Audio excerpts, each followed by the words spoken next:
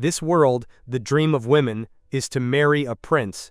But the girls fight with determination, only to enter the knightly corps and avoid a mediocre life.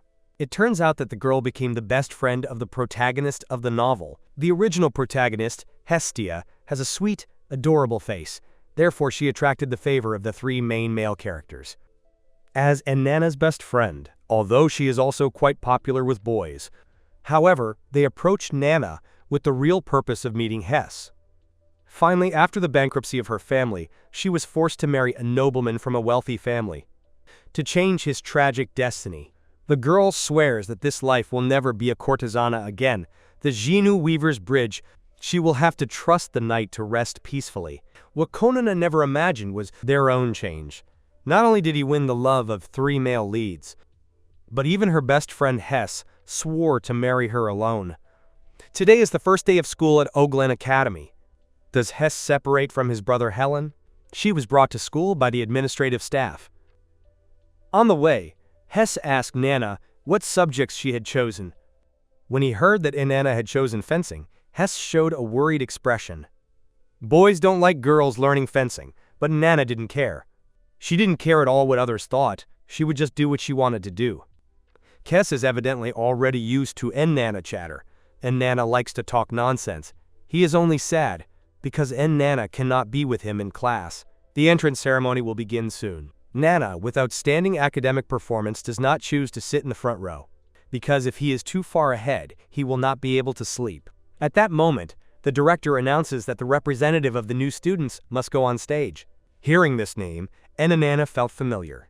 In his memory, it seemed to be the Crown Prince's name. When he clearly looked at the face of the person on stage, Nana felt a chill inside her.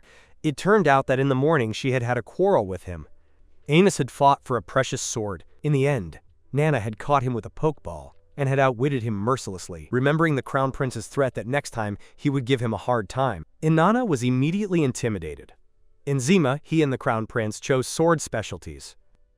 On the way to the bedroom, Nana looked uneasy. Hess, his appearance, had already conquered the hearts of many, but compared to these guys, she's more worried about what happened to Nana. Nana is quick to say that she is fine. Without realizing it, they both arrive at the bedroom. Before saying goodbye, Hess complains sadly, I thought you'd be sad not to live together. It turns out that it was all my imagination. Go and have fun with those guys in the fencing specialty. When I grow up, I also want to make a lot of friends. Nana can only pat her head to comfort her, promising herself that her only true friend is only Hess. Hess is still not satisfied. He wants Nana to promise him that he will not accept the boy's statements. Nana feels bewildered internally. It is enough that he does not fight with others. With great difficulty, he managed to get rid of that sticky thing. Nana found her bedroom. He opened the door nervously.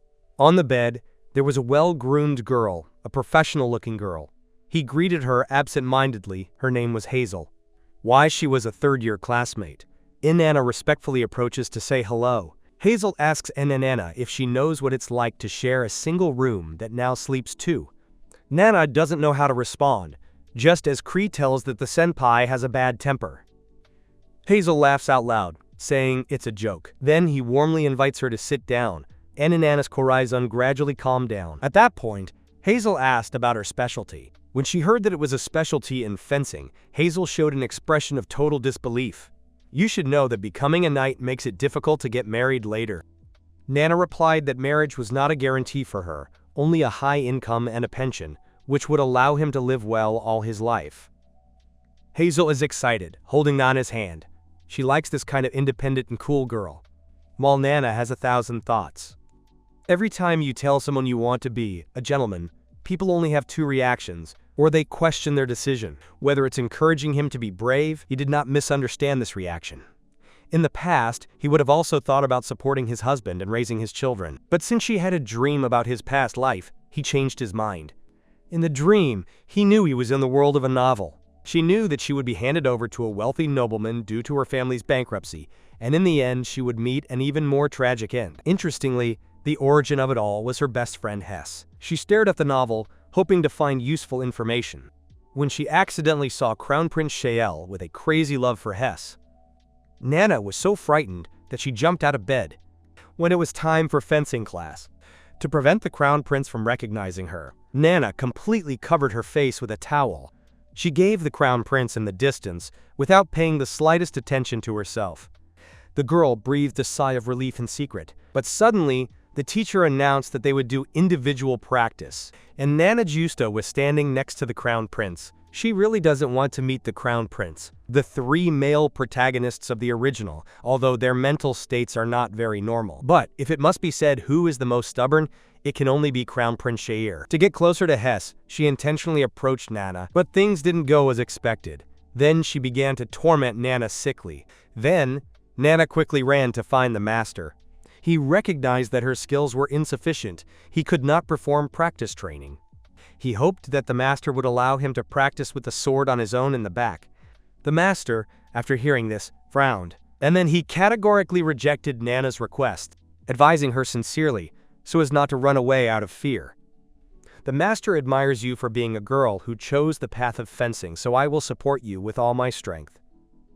That said, he had the crown prince personally instruct Nana in fencing. Seeing the crown prince completely reluctant, the teacher threatened to tell the emperor what happened when he skipped classes.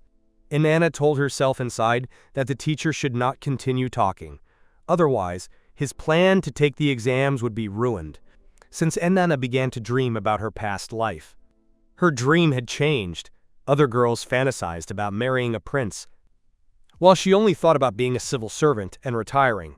That's why Nana studied tirelessly every day. And at night, he cheered up in front of the mirror, without relaxing for a moment, training his physical strength and fencing.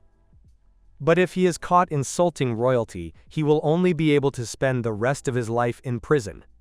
At that moment, the crown prince also notices Nana's strange outfit. He asks Nana if she is a criminal, and Nana quickly denies and takes off the towel. Nana denies it more strongly. The crown prince is furious to see him in that state. Suddenly, he realizes that Nana looks vaguely familiar. After staring at her for a moment, he finds the answer. Apparently, she is another of her little fans.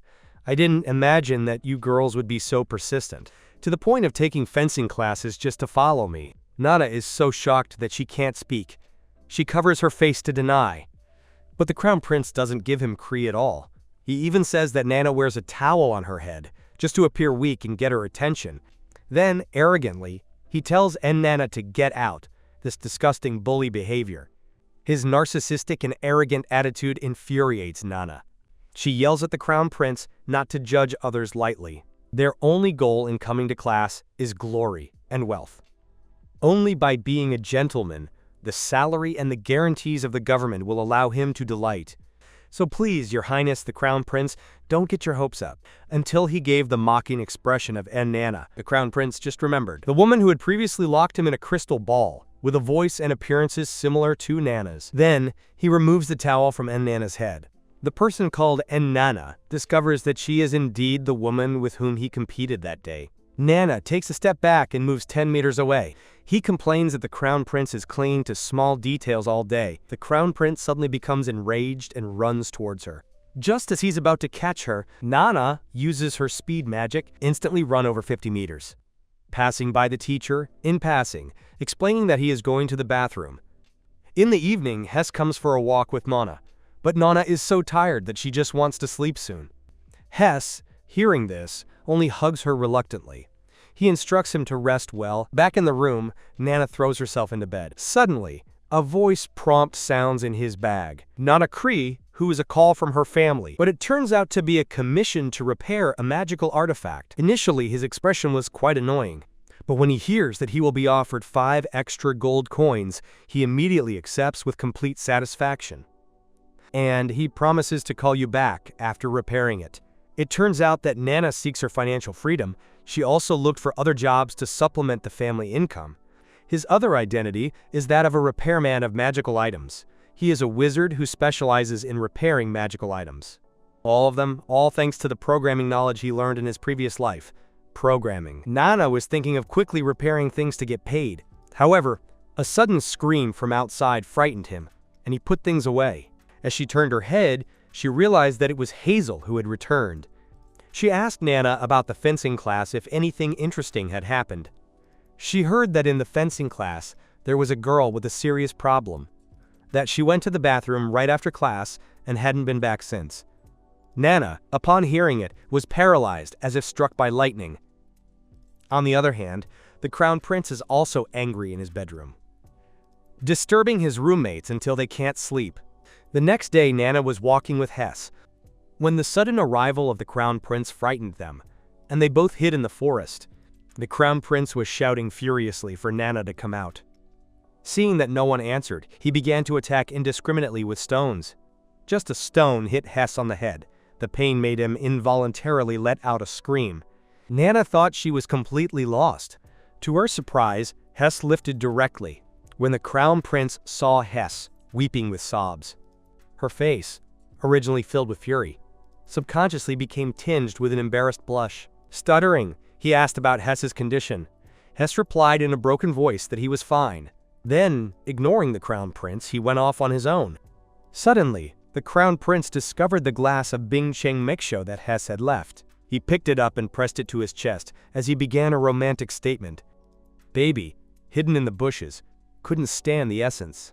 Without realizing it, he began to shiver. Recording completed. The sudden sound left them paralyzed in an instant. Nana, nervous, took the communication device out of her pocket accessory. It turns out that today I wanted to take things with me just in case.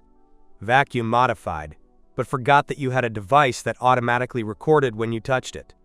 Searching for the source of the sound, the Crown Prince discovers Nana, hidden in the bushes. With great difficulty, he manages to return to his bedroom. Nana is worried that the Crown Prince will get angry and rashly expel her from school, but thinking the same thing. What he has in his hands is not right, but the Crown Prince's weak point. Nana quickly makes several copies of the recording. This statement is a joke, which makes Jais, a fan of the Crown Prince, can't help but say that it's disgusting. The next day, Nana and Jess agreed to meet at night. Immediately, she excitedly ran to her fencing class. Seeing Nana regain her former vigor, Kus finally stopped worrying so much about her. In fencing class, Nina asks in a sarcastic tone about the Crown Prince's health. The Crown Prince seems somewhat confused. Suddenly, he hears Nina mocking him with the words he said yesterday. Your Highness, you said yesterday that your corazon almost stopped. Is it true that you have contracted a serious illness? The Crown Prince blushes with embarrassment. This reaction made Nana unable to help but want to mock and take revenge. Then, he gave up the audio in public. The Crown Prince, in a panic, snatched it away with a jerk, and he smashed the communication device with a wooden sword. But to her surprise, Nana pulled out 4 more and began to play them in voice. The Crown Prince, furious, asked Nana to give him an ending. Nana said she didn't dare. After all, he will be a knight who will have to serve His Highness in the future. It seems that the time is right. Nana puts aside the jokes. She tells the Crown Prince that success requires 1% effort and 99% support. Today, the royal family, the Order of Chivalry, has long since recruited female knights, so if she keeps it up, even if she meets the requirements, she will be eliminated. The Crown Prince cannot know. He gradually began to understand Nana. Nana wants to do what she wants. She simply wants a fair and equitable selection environment, and you can see that he is very sure of himself. The Crown Prince agreed to Nana's request. However, he himself wants to make another request. Hearing that the other wants to depend on him to meet Jess, Nana categorically rejects him. Meanwhile, Corey heads to the classroom for magic class. An attractive pink sparkle catches your eye. Hess is absolutely beautiful. Her adorable appearance prevents her from looking away. Just then, a boy approaches Hess. Did you see the letter I wrote to you last time? Because I have waited a long time without receiving a response. Hess publicly humiliated me. I'm sorry. I didn't know. Even if you refuse, you must respond. And the only person I like is Nara. Corey, on one side, was in a cold sweat. He has a smooth appearance, but a very determined character. But who is this lullaby you are talking about? The magic teacher is teaching a class on the stage, while students are sleeping completely. The only one awakened is Nana. He seems to be taking notes very seriously, but he's actually doodling in his book, in the memories of the Crown Prince. The first meeting with Geise. Although it wasn't that early, but they should both have fallen in love at first sight. However, that hour is clearly not interested in the Crown Prince. Nana convinced herself that she should be the reason the crown prince believed her when she was younger. Suddenly, a blow to the head hits Nana's forehead. The teacher reprimands her for not paying attention in class and assigns her extra work after class. Nana is nervous inside. When everyone else is sleeping, this bald man comes to scold her, surely envying his intelligence. As soon as the doorbell rings, Nana quickly heads to the coffee shop with Hess. Both are about to enjoy a good meal when they are stopped by the crown prince. Superficially, he says that he has something to do with Nana. Actually, he wants to take the opportunity to talk to Jess. Hearing that the crown prince will take Nana away, Hess shows a face of utter displeasure. This fragile expression hits him deep inside the crown prince. But he can't tell, pretending Hess doesn't care about it. After Hess reluctantly left, Nana looks at him with a wicked look and tells him to speak quickly. It turns out that in yesterday's fencing practice, Nana defeated the crown prince even though Nana used magic to cheat. The prince had never seen someone use magic so naturally before. Magic is an agreement between the two. The prince helps Nana strengthen her physical condition, and Nana teaches the prince how to use magic. The next day, the prince designed a training plan for Nana. The first project includes 10,000 push-ups and sit-ups. Nana seriously suspects that he is kidding her. However, Nana's plan for the crown prince is even more crazy. Withstand 5,000 blows each day, magically reinforced with wooden fists and sword. Both know that they are deliberately torturing each other, but neither is willing to give up when night comes. Nana returns to the bedroom, dragging her exhausted body. Seeing her trembling, Hassel reached out to help her.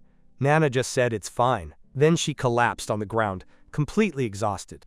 After bathing, Hasse would dry Nana's hair, while advising her not to try so hard anymore. Due to the crown prince's constantly increasing training intensity, it caused Nana to return every day with multiple injuries. Sometimes she can't even wash before falling asleep. Thanks to Heisel's care, he can hardly consider himself a person. Despite meeting him only a few days ago, she takes care of him with such care. Nana lies down to rest after Heisel falls asleep. A sudden scream wakes him up suddenly. When you look at him carefully, it turns out to be Hess. He slid down and climbed into Nana's bed. After asking her, she knew that Jess had had a nightmare. She dreamed that Nana was in the crowd, with other people, celebrating, but she had abandoned her. She didn't dare imagine what he would do without Nana. Nana felt guilty when she heard it. These days I had been busy training, and had neglected Jess about her first experience. For a girl who lives in a boarding school, it is normal to feel anxious. The next moment, she snuggles up in Nana's arms. She doesn't want to grow up. She just wants to spoil herself with Nana all his life. An unrealistic wish leaves Nana with no way to comfort. Finally, she strokes Hess's back and puts him to sleep, thinking inside, tomorrow I will adequately compensate for the negligence of this time. The next day, Nana shows Jez the results of her training these days. Although this behavior seems clumsy to passersby. Clumsy, but seeing Jez smile again, Nana feels that this small detail is nothing.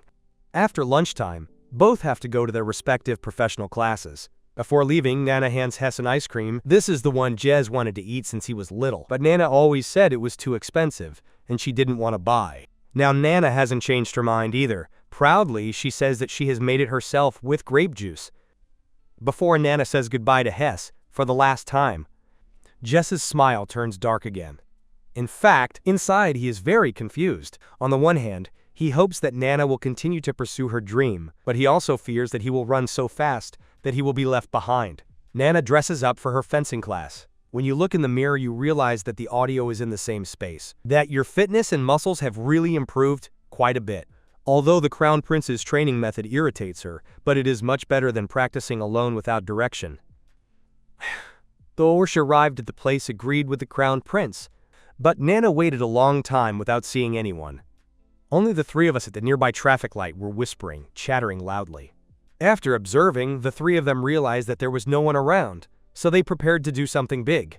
In magic class, the teacher said that there is a gas in the human body which can strengthen fire magic. Na, being a bad girl, of course, knew what it was about, but she didn't think that these fools were actually planning to try. In an instant, a fire explosion with a pestilential smell spread. Na regretted it a little inside. She shouldn't be hiding here, saying nothing. At this time, the Crown Prince sat next to Nana, holding a crystal ball in his hands, recording the images of three fools. It turns out that the last time you laughed at me, it was this kind of feeling. Seeing Nana feel, the Crown Prince clenched his fist tightly. Good thing you kept your word and deleted the audio, or if not, it really would have been a big deal. She had barely finished speaking. Nana was speechless, nervous. The Crown Prince instantly realized something. Furious, he chased after Nana to give her what she deserved. After class, the Crown Prince returned to his bedroom to wash himself. He lifted his shirt, showing his body full of bump marks. During this time, Nana has been training him without any consideration. All kinds of magic has left him completely dizzy, thinking that I've never been humiliated like this before. The Crown Prince is furious and scared, and on top of that, he can't do anything against her, being clearly a magical genius. However, he wants to be a knight for a few monies. The Crown Prince regrets a little, having provoked it at the time. But now you can just get on with what you've done. He trained well? Thinking about it, Nana was actually quite patient when she trained him. From time to time, I praised him or corrected his mistakes. But he always had the feeling that Nana was taking care of him like a little brother. Although strange, not annoying. The strange expression was seen by his roommate Corey. The Crown Prince, usually arrogant, how is he laughing so funny? The Crown Prince immediately stopped smiling for her to leave him alone. Corey didn't get upset after hearing this. He continued to lie on the bed eating chips. Seeing that the room was full of leftovers from his snacks, the Crown Prince couldn't help but frown the seal. At this moment, to him, his roommate seemed even more annoying than Nana. At that moment, Corey suddenly asked him if you had seen someone named Nana in fencing class, because he usually always referred to her as blonde, and he didn't know that Nana was Shleena's nickname. He told Corey that he didn't know Wen-yan. Corey lies listlessly in bed, not knowing what she's thinking. The next day, Nana founded a magical operations club. He wanted Hess to join the community. Hess didn't want to disappoint Nana, though. She rejected Nana's invitation because he didn't know anything about magic.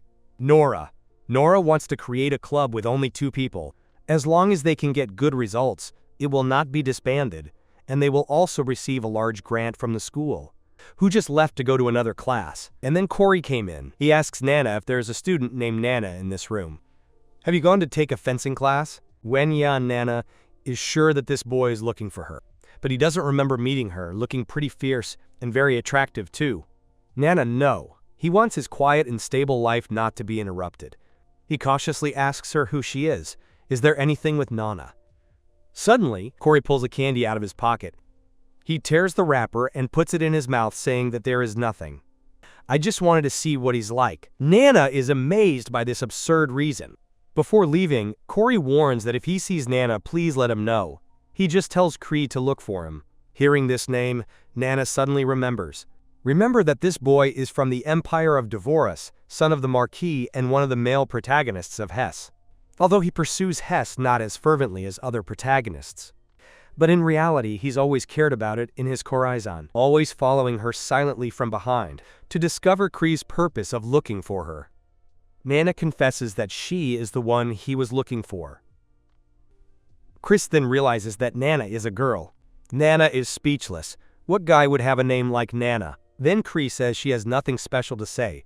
I've only heard that the ideal type of Jess is Nana, so I wanted to see who this person really was. After saying this, he put the pacifier back in his mouth. And Cree's explanation left Nana completely puzzled. When he was little, did Hess use to make these kinds of jokes? But now that he's grown up, he's still talking about it all over the place. A headache. Nana, remember from the original, that Hess and Corey shouldn't have met so soon. Have all the protagonists' timelines now moved forward after Corey and Nana say goodbye? Nana reflects again on the selection of club members. The Crown Prince had already signed up for the fencing club, while Hazel is even assistant director of the makeup club. Seeing that everyone she knows has already joined the club, Nana thinks, should I threaten Red and Green with a video for the 3 to join? Suddenly, an idea occurs to her, and she slides out of the classroom. Her club is related to magic. In the original play, Corey was very skilled in magic. With a little persuasion, he will surely participate.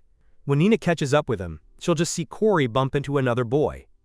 The lollipop he was eating falls to the ground. The 2 boys reproach Corey if he doesn't have eyes, about to explode when he sees the grim expression on Corey's face. Frightened, they quickly flee. Nina, witness to all this, can't help but wonder, if Corey has violent tendencies, but after just talking to Cree, Nina feels that he is not that kind of person. Summoning up the courage to talk to Cree. I heard you like magic. Now I've formed a magical operations team. I don't want you to accompany me to explore the wizarding world. Corey feels strangely annoyed. Please speak up. That is, to use theoretical formulas of magic to transform magic circles. Hearing this, Corey showed a bit of interest. However, he declined the invitation. He prefers to join clubs with more people. Fewer people means more responsibility for him. Nana shamelessly insisted several times with Corey.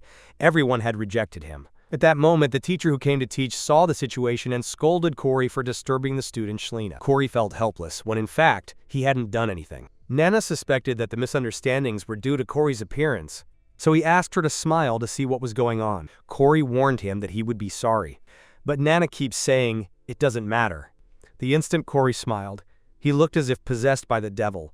Her chilling appearance made Nana's hair stand on end. Nana thought, with this face, it would be strange if they didn't misunderstand him.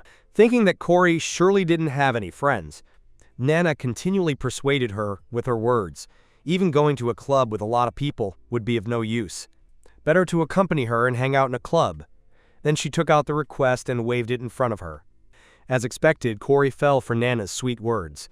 After entering, Nana took out the equipment she needed. All the materials were already in the activity room. Although their club only had 2 people, the school had given them a large room. Just as Nana was preparing to show her potential, Corey came in. He only had a small box. Inside, in addition to a blanket, everything else was snacks. He says he has enough of these things. If Nina wants to eat something, she can take it herself. That said, directly cover the blanket and start sleeping. Anyway, Corey is just there to fill in the numbers. Nina doesn't want to pay attention to it either. Without expecting it, Corey, on the sofa, suddenly screams excitedly. He's plotting. Now I don't just have a spacious room to sleep in, but also I have to reduce my class time for club activities is definitely a great benefit. Nana, seeing him, says, "Corey, I'm glad you're happy." However, this treatment aroused Corey's annoyance.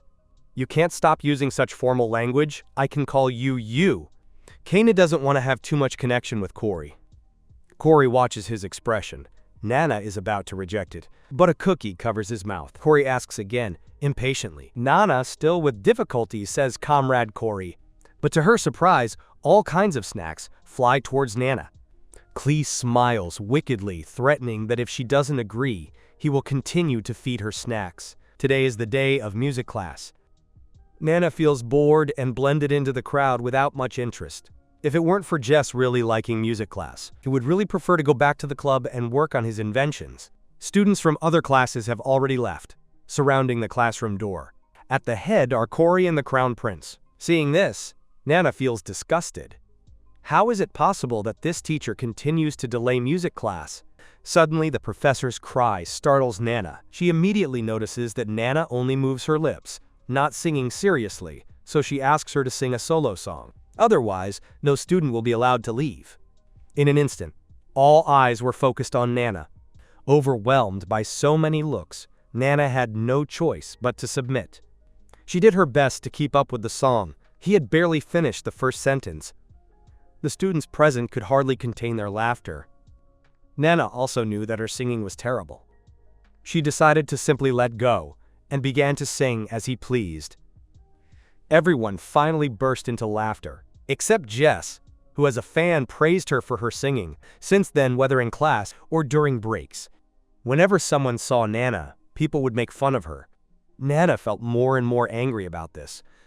But in the end she accepted reality, praying internally that time would erase his dark record.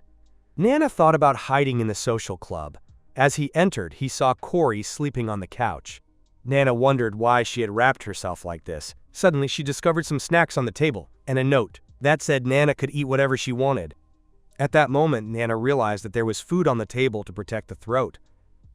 She held up the blanket for Corey to get up and explain. But to her surprise, she saw Corey hiding under the blanket, laughing until he trembled, his face completely red. Maybe he considered her a friend. Or perhaps he felt sorry. Afterward, Corey started bringing Nana treats every day.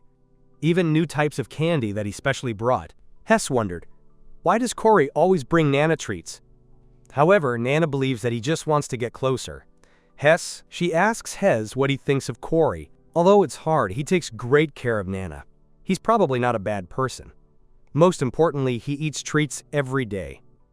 Talk about the king of Rome, and it appears. Coincidentally, Corey came to bring today's snacks. This time, he handed the snacks directly to Jess, observing her appearance as a perfect couple. Nana reaffirms her suspicion more and more. In the afternoon, Corey and Nana return to carry out the club's activity because only with results can they keep the club running. So Nana has never stopped working. To protect the club, Corey allows Nana to be available at any time. Although Corey says he's willing to learn, Nana believes that he could not understand the theoretical knowledge of his past life. However, after spending this time together, she discovers that Corey is a good person. She found out that Corey is a good person. He is a naturally modest and studious genius of magic and listens carefully to what he says. Nana believes that Hez and Corey make the best couple. As for the immature crown prince, he is still not up to the task. So Nana asks Corey if he likes Hez. At first, when you came looking for me, I also want to know the ideal type of Hez. Corey didn't know why Nana was suddenly asking her this. He simply said that was correct. After saying it, he pondered for a moment. Finally, he sat down on the couch again, admitting that at first he was indeed attracted to Hez, but after all, they hadn't had a deep conversation, so it couldn't be considered love. Now, on second thought, it seems to him that Hez is as sweet as candy, and he's happy that Jess isn't afraid of him. Nana feels bewildered for a moment. He doesn't know if he really likes it or not. Corey, seeing Nana silent without saying a word, he raises his glass and says, "I came to look for you, not exactly to see Hez." Nana is shocked by Corey's words. When he came to, he replied, "Of course I know you're coming to look for me because you don't have any friends." Chris got up excitedly to argue. "How can I not have friends? Aren't you and the crown prince there?" Seeing him preoccupied with something so trivial, Nana even found Chris somewhat adorable. At night, Nana wakes up startled by a nightmare. This causes her a lot of exhaustion the next day. Hez notices Nana's face and worries a lot. He hopes that if he has something to think about, he will tell him about it. But Nana would never tell Hez this. It turns out that these days, Nana's dreams about her past life are becoming clearer and sharper, to the point that those distant and painful memories also made him feel deep pain. In the afternoon, the duo with black circles continued as usual with their club activities. Under Nana's guidance, Cree managed to merge two different magic circles into one. Cree was very impressed with Nana for her deep understanding of magic circles. Nana modestly gave a polite compliment, indicating that it wasn't actually that difficult. After reacting, she noticed Corey staring at her. He wondered why Nana, being so good at magic, chose to choose fencing. Nana chuckled, because being a magician doesn't pay as much as being a knight. Corey doubts her answer. If so, why insist on the customer's incentive? For all I know, your family shouldn't be in such a precarious situation. Nana doesn't know how to explain it. She can only say that Corey's thinking is very naive. Today's life, no matter how good it is, cannot guarantee a whole life. Because in his past life, he had already experienced that as a child he also lived in abundance. But with the accident of their parents that cost them their lives, misfortune came one after another. He, being very young, in order to survive, decided to inherit his patrimony, and at the same time he inherited the enormous debts of his father's company, alone. At that time, he suffered a lot because he didn't have money. So in this life, either way, you don't want to make the same mistakes again. He is very sorry for the brothers of his previous life, who in the end abandoned them. At that moment, Corey realizes that Nana is in a bad mood. He waved his hand in front of him. He apologized for asking this question impulsively. Seeing Nana trapped by her own fault, unable to speak, Corey cast a spell, wrapping Nana completely with a blanket, and then he threw it on the sofa. Corey stroked her head and said, "Get some sleep. Organize your thoughts well," with a completely neutral tone. However, it gave Nana an inexplicable sense of tranquility. He buried his head, sobbing into the blanket. The sweet candy scent went gradually, calming his uneasiness. The next day, Nana made an earring that could adjust the magic. Then she wrapped it carefully. This is for Corey, as a reward for his collaboration with the club's activities during this time, and also as a thank you for what happened previously. On the other hand, the Crown Prince established a new training plan. To get revenge on Nina, who was teased throughout the school for using it as a punching bag. After school, Corey gets ready to go to the club activity. Klee's constant habit of keeping snacks provokes the mockery of the Crown Prince in this book that you always carry with you. Klee asks the Crown Prince not to meddle in his affairs. These sweets are to share with others. This book contains a special about the person he likes, the Crown Prince, uninterested in magic. It is something that Your Highness cannot comprehend. When they arrive at the club, Klee discovers that Nana is doing something. He puts the snacks in the box first, telling Nana to take whatever she wants. Then notice what Nana is doing. It appears to be the shape of the Oglin mountain range near the school. Nana confirms this. So why are you doing this? Is the fencing department going to hold its exam there? Because Nana is surprised that he doesn't know. It turns out that the fencing department and the magic department conduct the tests in the same place. The content of the exam also assesses the capture of the abilities of the magical beasts, but he still doesn't understand. How does this relate to the skills test? Nana says she will explain everything after the exam. Corey didn't insist anymore either. He only warned Nana to watch out for magical beasts. Nana is very pleased with Corey's attitude of not inquiring further. He usually tells her not to dirty the sofa, and Corey floats in the air reading. He always takes care of it in his own way, unlike the one who only knew the sword. It is completely different from the Crown Prince of Technology. At that moment, Nana remembers the gift she made for Corey. Corey opens it and discovers that it is an earring. But he wonders why Nana has given him something. It is not his birthday today, nor is it any holiday. After looking at it over and over again, the object in front of him suddenly leaves him perplexed. In his excitement, he fell to the ground, asking Nana where she bought this. Nana says she has done it herself. Corey stood up suddenly, opening the palm of your hand with the earring, confirming, "Is this your name?" Nana thought she didn't like it. Stuttering, he asks what's wrong. Now Corey finally knows that Nana and Valeria are the same person. He's excited, dancing and jumping in the room. While Nana has mixed feelings, going through Corey's magazine, he didn't imagine that anyone would document it in this way. Thinking that in the future, she must be more careful without leaving a trace. We get to this point, you can only ask Corey to keep his secret. Without giving him time to finish, Corey orders him to extend his hand and move it back and forth. After holding it like this for a moment, he runs away. Nana has never seen Corey so excited, though she's glad he admires his teacher. Neva. She fears that in the future, their relationship will become uncomfortable. Soon after, Corey returned to the room, explaining that he had just gone to calm down. At that moment, the shock on his face had completely disappeared and he was already wearing the earring. Nana had just breathed a sigh of relief. The next moment, he saw Cray, whose ear was beginning to bleed, due to the hole being too big. During the break between classes, Jess is focused on writing in her notebook. Nana thinks she's going over her lessons, but just as she's approaching, Hess quickly closes his notebook, explaining that he was just scribbling. Nana doesn't pay much attention to it. If you need any points of knowledge, I can help you. For the scholarship, she had already prepared everything well in advance. At this time, a girl with curly hair approached Nana, asking her to reveal her secret. The girl's name was Lola. She was known for being very gossipy in class. Nana normally had no relationship with her. Strange, why does he come to tell them nonsensical things? I will only tell Hess this knowledge. Why should I give them to you? He tells them impatiently that he doesn't care.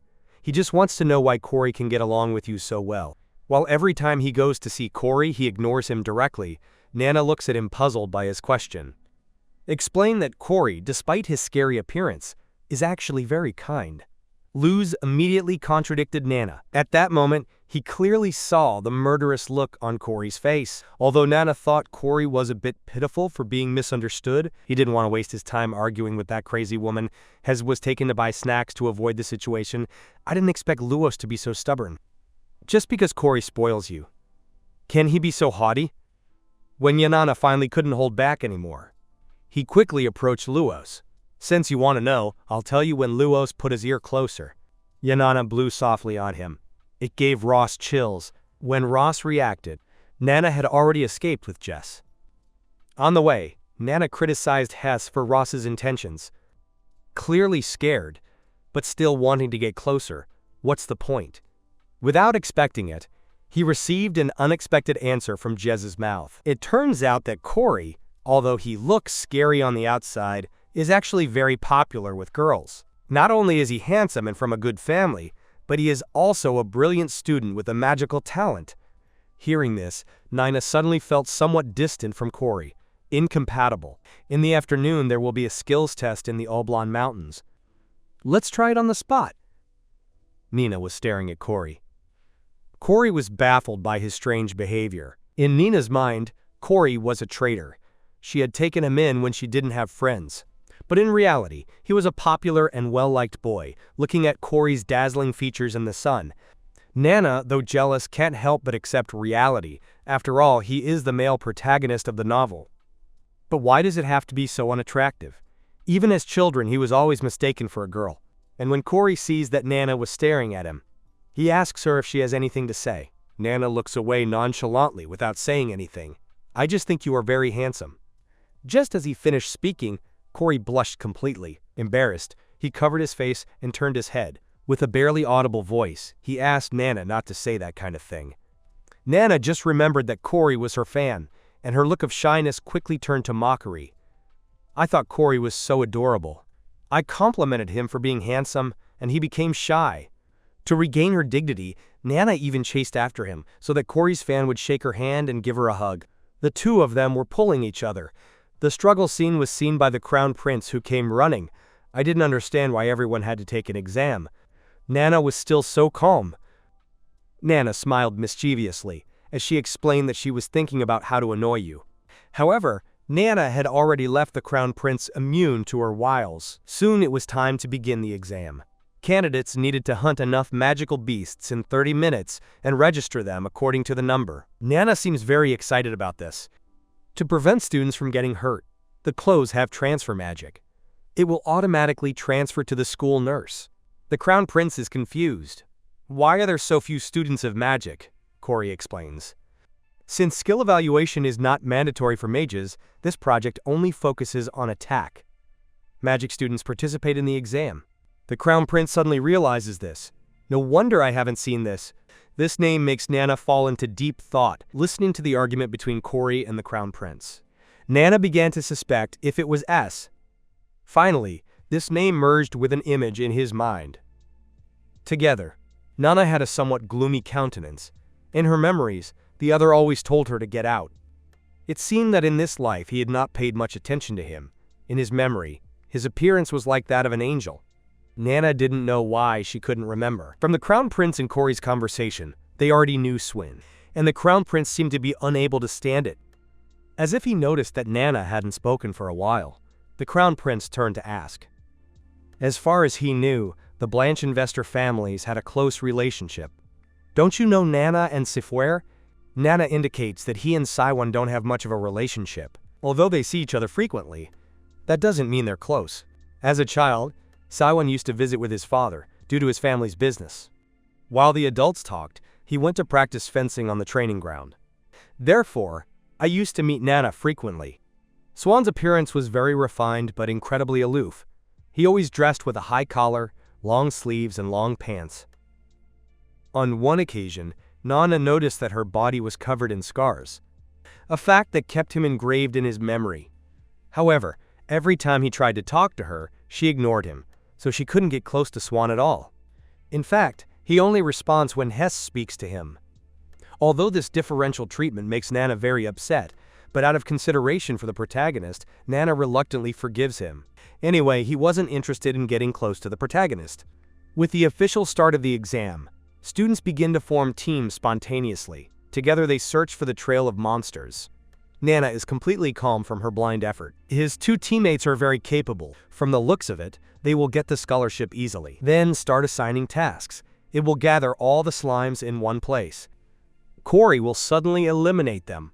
Meanwhile, the Crown Prince is going to defeat the leader of the slimes, but be careful not to kill them. Until the Crown Prince leaves, Nana quickly draws a circle of illusion magic on the ground. When the magic circle takes effect, the scene in front of Corey is unexpected. Countless slimes head towards the same place. He never knew that illusions, magic, also had this effect. As it turns out, Nina has enhanced the traditional illusion magic. Now he emits a scent that slimes like. After listening to Nina's explanation, Coley shows an expression of pure admiration. In view of the fact that the slimes have already been almost completely gathered, the final touch will be made by Corey.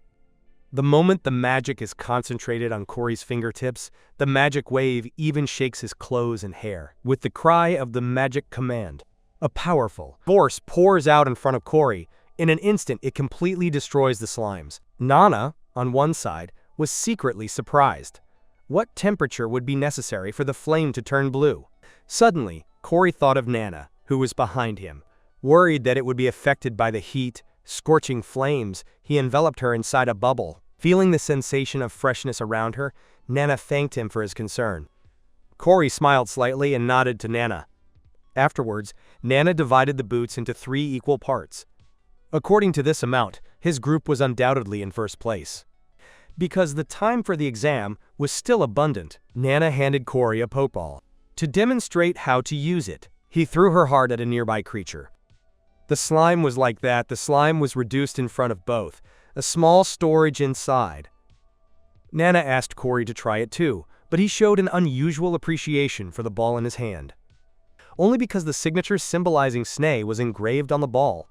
Then Nana said, "They are going to catch slimes," to introduce them into the model of the Ogre Mountain Range. This way, they will be able to observe the behavior of the slimes, so that the trajectory team obtains results. During the time Nana is talking, Krill listens smiling to the side. She feels that time with Nana is especially fun. Nana doesn't know what she's talking about. A while ago, didn't you say you were very bored? At that moment, the Crown Prince's voice could be heard from not far away. He had already successfully defeated the leader of the slimes. But when he saw Nana, the Crown Prince was instantly frozen. With all his might, he shouted for Nana not to come close. Hearing this, Chris quickly protected Nana, looking cautiously around, observing the situation. Neither of them imagined that the prince was actually afraid of Nana. Nana didn't know what was wrong with her at first. He looked in the direction he was pointing, and he understood that it was the Pokeball he was carrying in his hand. The prince was still excited in the distance, making an accusation against Nana. "What exactly did I go wrong with? Why do you treat me like this?" But when he turns a glance with Nana, the Crown Prince gets scared and can't speak. Nana doesn't even bother to argue with him. With a Pokeball fly straight in the Crown Prince's direction, the Crown Prince came to his senses and realized that nothing had happened. There was only one more Pokeball next to his foot, which contained the elven leader. By Slimy. Nana slowly picked up the Pokeball from the ground, and in a soft, contemptuous tone of voice he told the Crown Prince to calm down. "Now I know your royalty, and you won't do that again." The Crown Prince apologized in embarrassment for his misunderstanding. However, Nana was still smiling. Suddenly, she understood that Nana had secretly recorded her. However, the Crown Prince did not give up. She also had the recording of Nana singing at the time, thus both threatened each other to delete the files. Chris commented that their relationship was really good. Immediately, it received a unanimous rejection. But looking at the way the Crown Prince and Nana coped, however, he could not help but feel a hint of melancholy in his heart. Today, the final exam of the class was held. The other classmates looked at their grades with concern, while Nana showed an expression of total satisfaction. It turns out that recently, the professor had notified him that he had obtained exceptional results in the exam and had won the highest level scholarship in the academy. Although Nana was already expecting it, she couldn't help but be overjoyed. After the exam, Jess immediately came to see Nana. The mood of both was very good. The end of the semester meant they could go home to rest. And besides, at home, Jess could come and play with Nana all day. GES. As usual. "Please, Nana, help him pack his suitcase." But this time, Nana hesitated. She wanted to change Hess's bad habit of relying too much on others. Nana thought that, had Hess become like this because of her? When I was little, whether it was reading fairy tales or whatever Hess asks of her, Nana will always help her fulfill it. After pondering, Nana finally made up her mind. He warned Hess that from now on he should learn to pack his own, because we are no longer children. From now on, you must find a way to be independent and not depend on others. If next time there's something you want to do, you should try to handle it yourself. When listening to Independiente, a confused expression was drawn on Hez's face. He didn't understand Nana. He didn't understand the meaning of what she said. But Nana didn't notice Jess's concern. She kept smiling, and encouraging him to pack his luggage himself. After saying goodbye to Jess, Nana, looking at Nana's back as she pleaded herself, "What good is it for me to be independent?" On the other hand, Nana is doing club activities with Corey. They place the captured slimes on a model to grow it. Now the slimes have adapted very well. They even had offspring. However, Nana was only thinking about what had happened before. He regretted being so hard and hurt Jesus.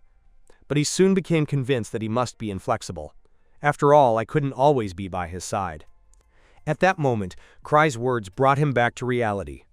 "I'm sorry, Nana, for making you write the report alone." Nana smiles at him to comfort him.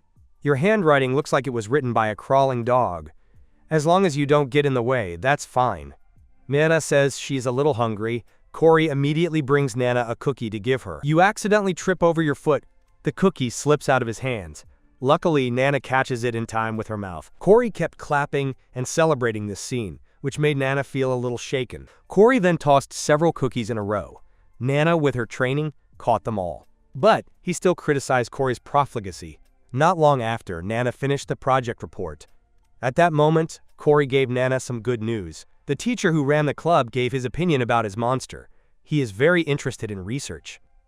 Looking at it like this, next semester they will also be able to have good results. Nana, hearing this, was clearly surprised. At the time, Corey was practically dragged into the group. He had even said that he liked large groups because he didn't want to force Corey back into the group.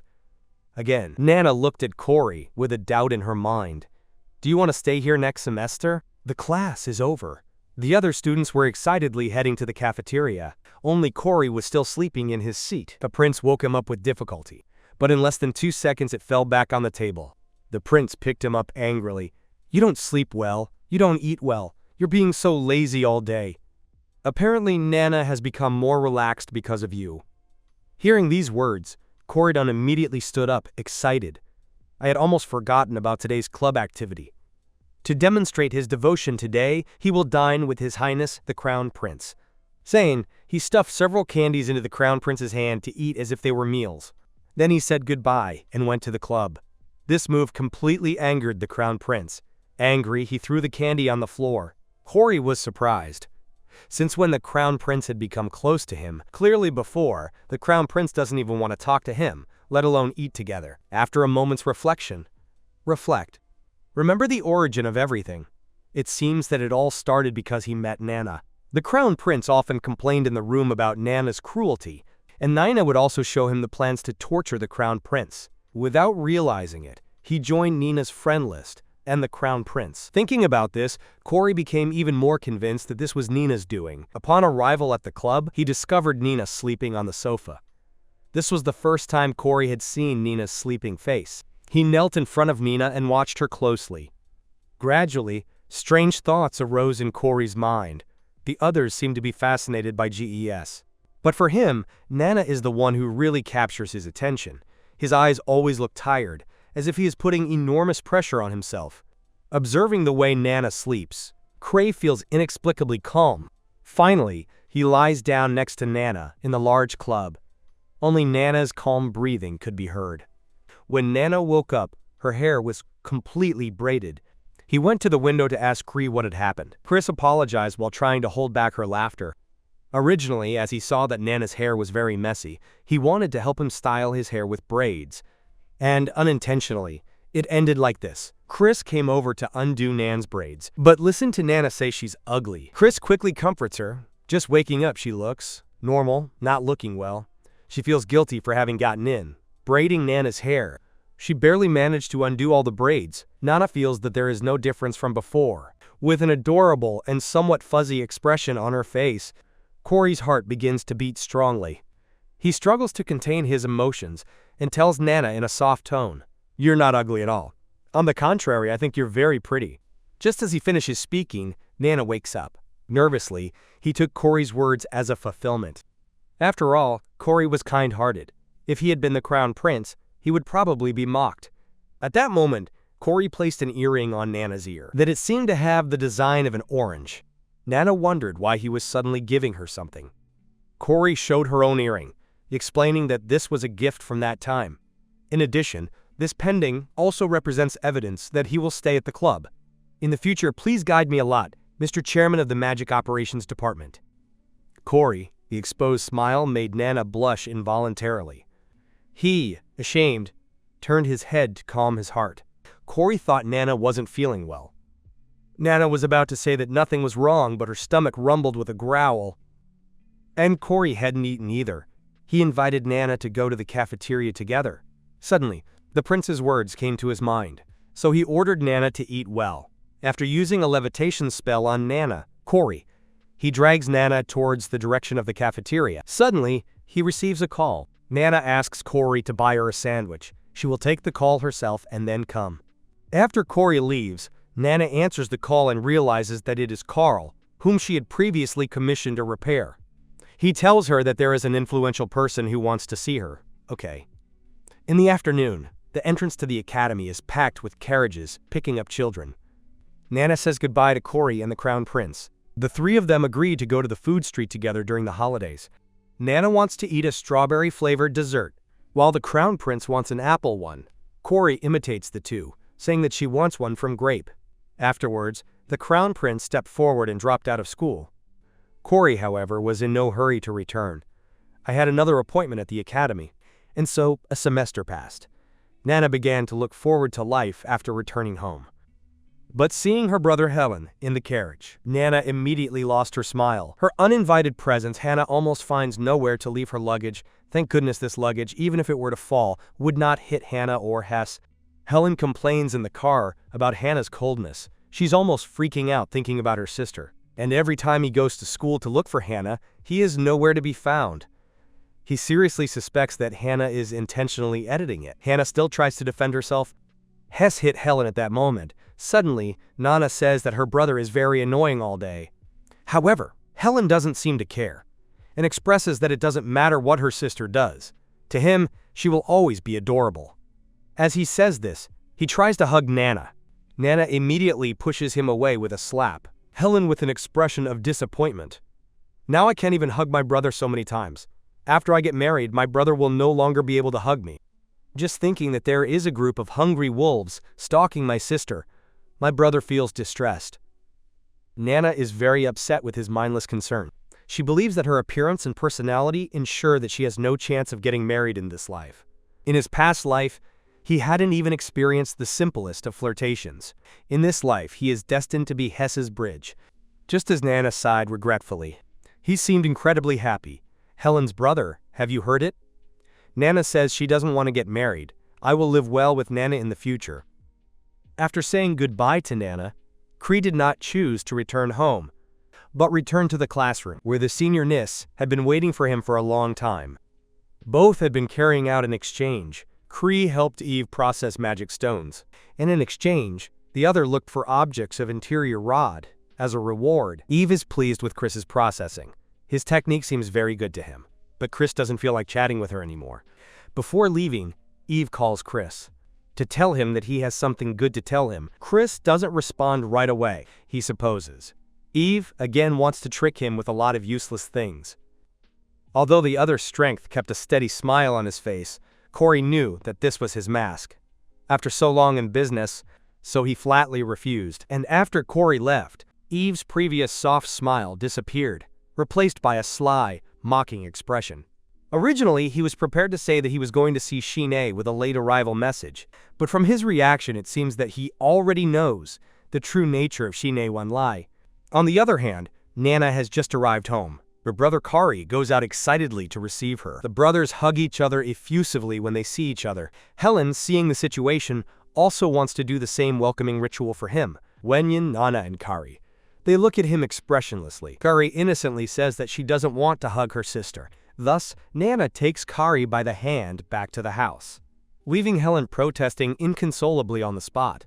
At mealtime, Nana and the family gather. It's been a long time since she's seen her daughter. The man and his wife greet Nina warmly, asking her how she is doing in school. Unlike your previous uneasiness and discomfort, now Nina feels calm and at peace. But soon, the delicious dishes on the table make her sweat profusely. Never at home have we been so ostentatious. Looking at Gala's dress and her mother's jewelry, Nina understood immediately. She had spent a lot of money while he was away. A chilling cold frightened the man.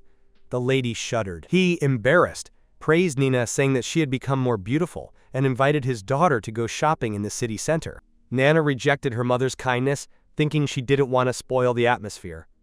After all, these delicate marine flavors were prepared just for him. In the evening, a maid helped Nana massage and wash her feet. The servants of the man's mansion treated Nana with great respect, because Nana never treated anyone badly. Even when the mansion's economics weren't good in recent years, she also wouldn't fire someone without a reason. At that moment, Nana asks the maid if anything had happened at home during her absence. The maid was immediately paralyzed, expressing with difficulty that he knew nothing. Nana, perceiving the maid's reaction, realized the seriousness of the matter. So he went to find Kari to ask clearly. Originally, Kari was excited, saying that she would know, without saying anything. But when Nana asked her mother about the consumption and use during this time, Kari immediately broke down in tears and apologized to Nana. After listening to Kari's explanation in tears, Nana tremblingly returned to her room. I couldn't believe it. I have a lot of receipts. They are all from my mother's purchases. Keep in mind that the family already had quite a few unpaid debts, but now my mother is using emergency funds to get by. If it continues like this, they won't even be able to pay the interest. Resigned, Nana. Nana plans to earn some extra money, taking advantage of her identity as a night attendant. When she learns from the magic ball that a merchant group wants to meet with her, Carl tells him that the other is Lou, a powerful businessman from the Nanasa trading group. Nana wouldn't let this easy lamb pass. The next morning, Nana went to complain to her mother. Listening to Nana's soft screams in the hallway, the girl hid frightened behind the curtains. From experience, when Nana calls her that, they don't bode well. Seeing that everything around him was silent, he carefully poked his head out. Unexpectedly, Nana was right outside, waiting, his kind invitation to speak well with his mother. Afterwards, the man took an orange dress out of the closet. A dress. This was specially purchased by Mama para Nana. What do you think? It's not very pretty. Is it pretty? It's nice, but I don't want to hear this now. Saying this, Nina showed the receipt she had arranged. He expects his mother to explain clearly. The male seems somewhat embarrassed. On the one hand, you feel guilty about using the emergency funds. On the other hand, I didn't expect to be able to spend so much. Realizing his mistake, he quickly apologizes to Nana. Since Nana left home, the days have become monotonous and distressing, so Mom kills time shopping as the only distraction. Please forgive me for being such an unsuccessful mother. Seeing her mother so sad, Nana feels a little guilty. But he can't give up, because the woman, like her mother in her past life, loves her children deeply. So Nana decides to stimulate her maternal instinct. Nana gets into character in a second, crying. She asks her mother if she really loves her. If she continues like this, Nana will be sold. Now the family financial situation is difficult. If your mother isn't more austere, the savings will soon run out. By then, not only Nana, but even Kari and Helen will be sold. The girl immediately became nervous. He swore that there was no way he could sell his children, without knowing that he had already fallen into the trap. Nana, pretending to be scared, took refuge in her mother's arms. I don't want to live a life starving without money, the woman responded immediately. Everything Nana says, his mother tries to satisfy. Hearing this, Nana immediately stops making a pitiful face. Since it is, go and return everything you have purchased. Nana orders her mother, then organizes the bills and tells her. After processing it, Nana immediately switches to a nighttime indoor outfit. According to the client, they wanted to meet in the center of the capital. Nana doesn't like crowded places at all. Although it was unlikely that anyone would be able to recognize him, but just in case, he put on the magic robe. Na was then taken away by a Lu administrator, meeting room of Luna Asha's headquarters. In the Empire, Luna Asha is the most powerful trading group. It brings together talents from all fields of the country. Their wealth even represents half of the Empire's coffers, and all its success is attributed to the new agent representing the commercial group. Nada had even investigated the identity of that person, but all to no avail. At one point, he suspected that his actions had been discovered. However, he later convinced himself not to think too much. The other party could simply be a customer you could get back at. At that moment, Nana felt that the room was somewhat suffocating. But being at Luna Asha's headquarters, Nana didn't want to expose herself. He knew that the room was filled with numerous hidden chambers. As time slowly passed, Nana couldn't take it anymore. Thinking that for a moment no one would notice her, Nana took off the heavy magic cloak. Without expecting it, the next moment someone entered. Nana couldn't help but be suspicious. The other was waiting for this moment. His carefully concealed identity was revealed so easily. Nana felt a little annoyed, regretting not spending the money on a magic transformation potion. However, is this person really an agent of the business group? He seemed to sense Nana's doubt. Evnis introduced himself by revealing his identity. And hearing the name of Evnis, Nana couldn't help frowning. The other was from the original, one of the male protagonists who was chasing Hess. The book presents him as the son of a commercial boss.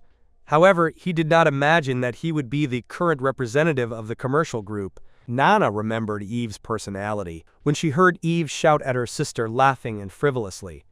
But Nana did not consider Eve to be an incompetent person. He found that although he seemed to be very cheerful, in reality, its interior was as stable as an ice floe.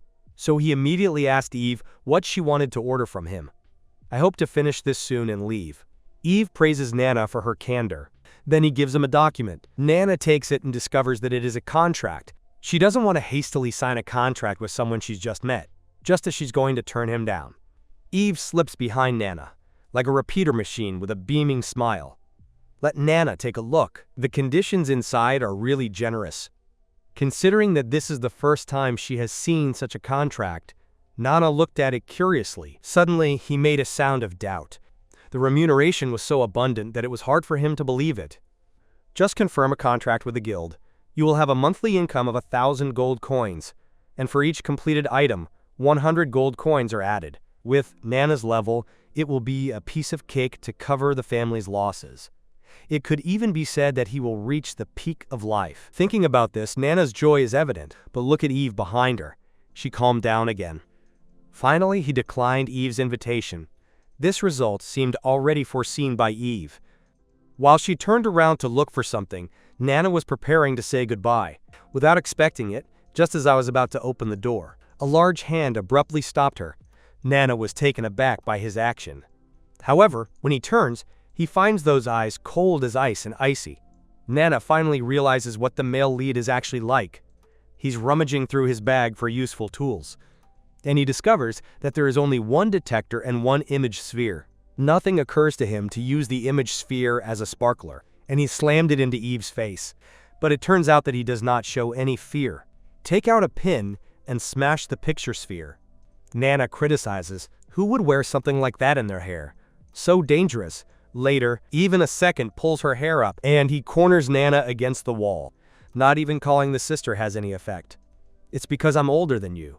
He strokes Nana's hair with contempt. In Nana's shock look, say the name you least want to hear right now? It's Lena. Eve is pleased with Nana's reaction. And Nana, she's thinking about the purpose of each other's research. In theory, the Luna Asha trading group wants to find people easily. They have worry-free financial resources, so it doesn't matter how much the customer pays.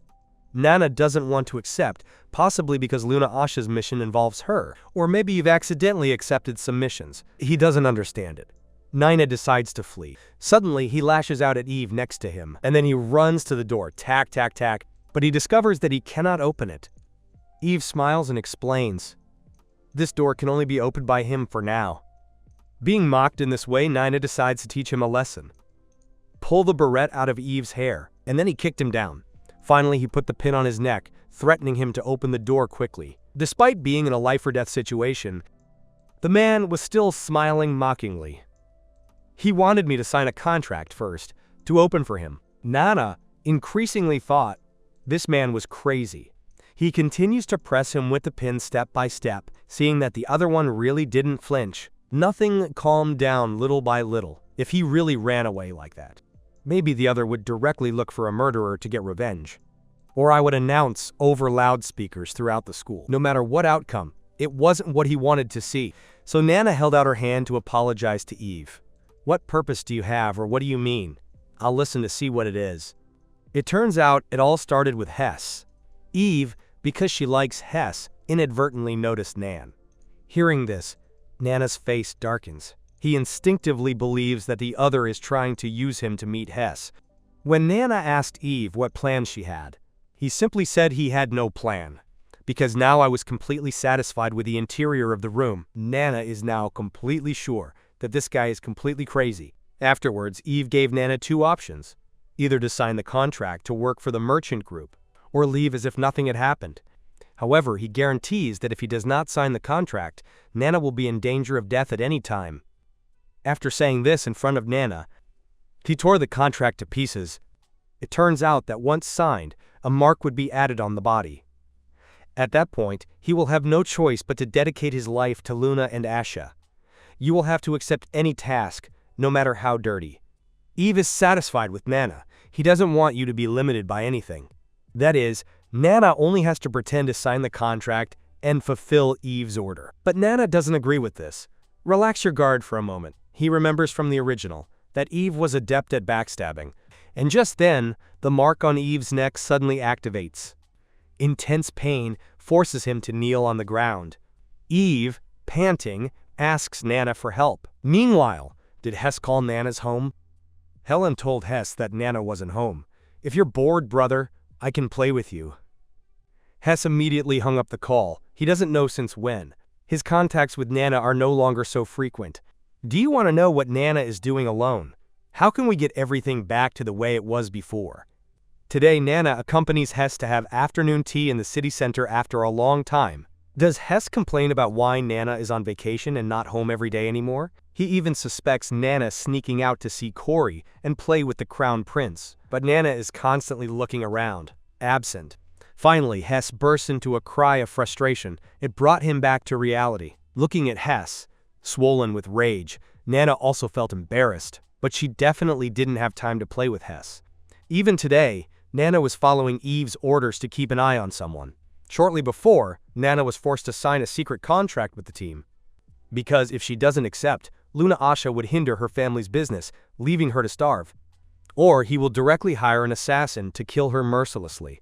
Besides, I couldn't ignore Eve's plea for help.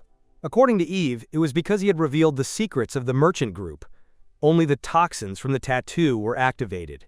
Although Eva has the antidote on her, Nana still doesn't understand it. It should be known that the head of the commercial group is Eva's father. To what extent is he so perverse as to mark his own son with such a tattoo? Compared to this person, Nana's oath means nothing. As a precaution, Nana and Eve signed an additional oath document. If Eve betrayed Nana, buttocks. The orange pattern on her back would turn like a burning wolf, marking her with a hot iron on her butt. Just then, the track target got up and left. To keep an eye on the goal, Nana invites Hess to go for a walk together. Days later, the target finally shows weakness. To keep an eye on him, Nana can't even eat all day long. He hands him a sandwich, Eve. He rejects Nana's kindness and looks at Nana's research files. He is surprised. Nana completed the task in such a short time. Nana's gaze fell on Eve, indicating that she was only doing her job for money. He noticed that Eve's expression was getting more and more sparse. You could hardly see his smile. And this was evidently his true self. Why would he want to take revenge on his own biological father? Nana couldn't help but ask the doubt she had in her mind.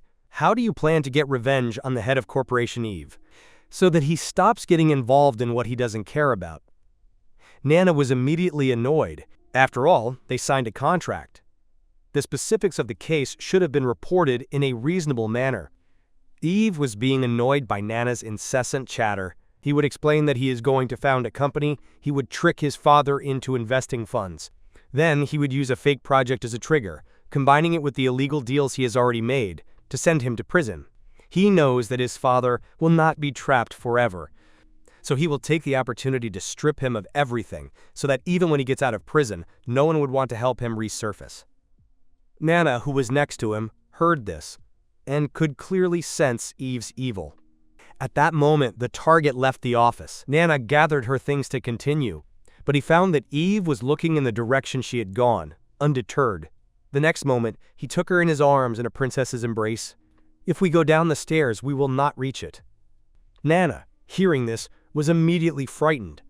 "You should know that the building you are in is no less than 20 stories high. Hold on a little, it will soon be over." Eve comforted her with an impassive expression. Hugging Nana, he directly made a jump from his head. In her panic, Nana can no longer think. He can only clench his hands and pray. At that moment, Eve lets go of her left hand. Nana's underside immediately loses all sense of security, starting to sway out of control. Eve doesn't pay attention to Nana, take out a small piece of paper dot and tears it with his mouth. A gentle spell instantly envelops them both. Its falling speed also gradually slowed down. However, after landing softly, Nana became so frightened that her legs were shaking. Hopelessly, Eva had to carry Nana and continue chasing. After turning the corner, the target was gone. Nothing suggested to Eva that they leave it for another day, but Eva rejected it. Ahead, 3 older ladies were gossiping, and Evgenia quickly made him appear. To be asleep, and then I greet the 3 of them. Beautiful ladies. Could you help me? The 3 ladies melted at the compliment and asked him how they could help him. He began to lie with an innocent face. My sister is completely drunk. He is unconscious, but my father did not give him the keys to the house. I don't want my sister to sleep on the street. I had just seen my father coming here. He was wearing a black hat with a red jacket after obtaining the specific address of an elderly lady. Nana and Eve arrived at a bar. That it looked like the nightclub from Nana's past life. The light is dim, the music is agitated. The smell of alcohol permeates the entire place. Soon Eve finds her goal, but the objective is accompanied. Eve orders Nana to create a distraction, to get her attention. Nana wants to refuse. In this place, a little fuss won't do any good. But he had received Eve's money. Looking at the nearby dance floor, Nana had an idea, but why did this hurt his self-esteem? So Nana expects Eve to give some additional compensation. After obtaining consent, Nana, with a shrunken heart, begins to execute the plan. Get on the dance floor. Nana goes straight to the center, screaming that all eyes turn to her. Immediately after, Nana takes off her coat and begins to dance. Kona, Nana's every move is out of the ordinary. Like a fish abandoned on the shore, flailing uncontrollably. Audience spectators can't help but laugh out loud.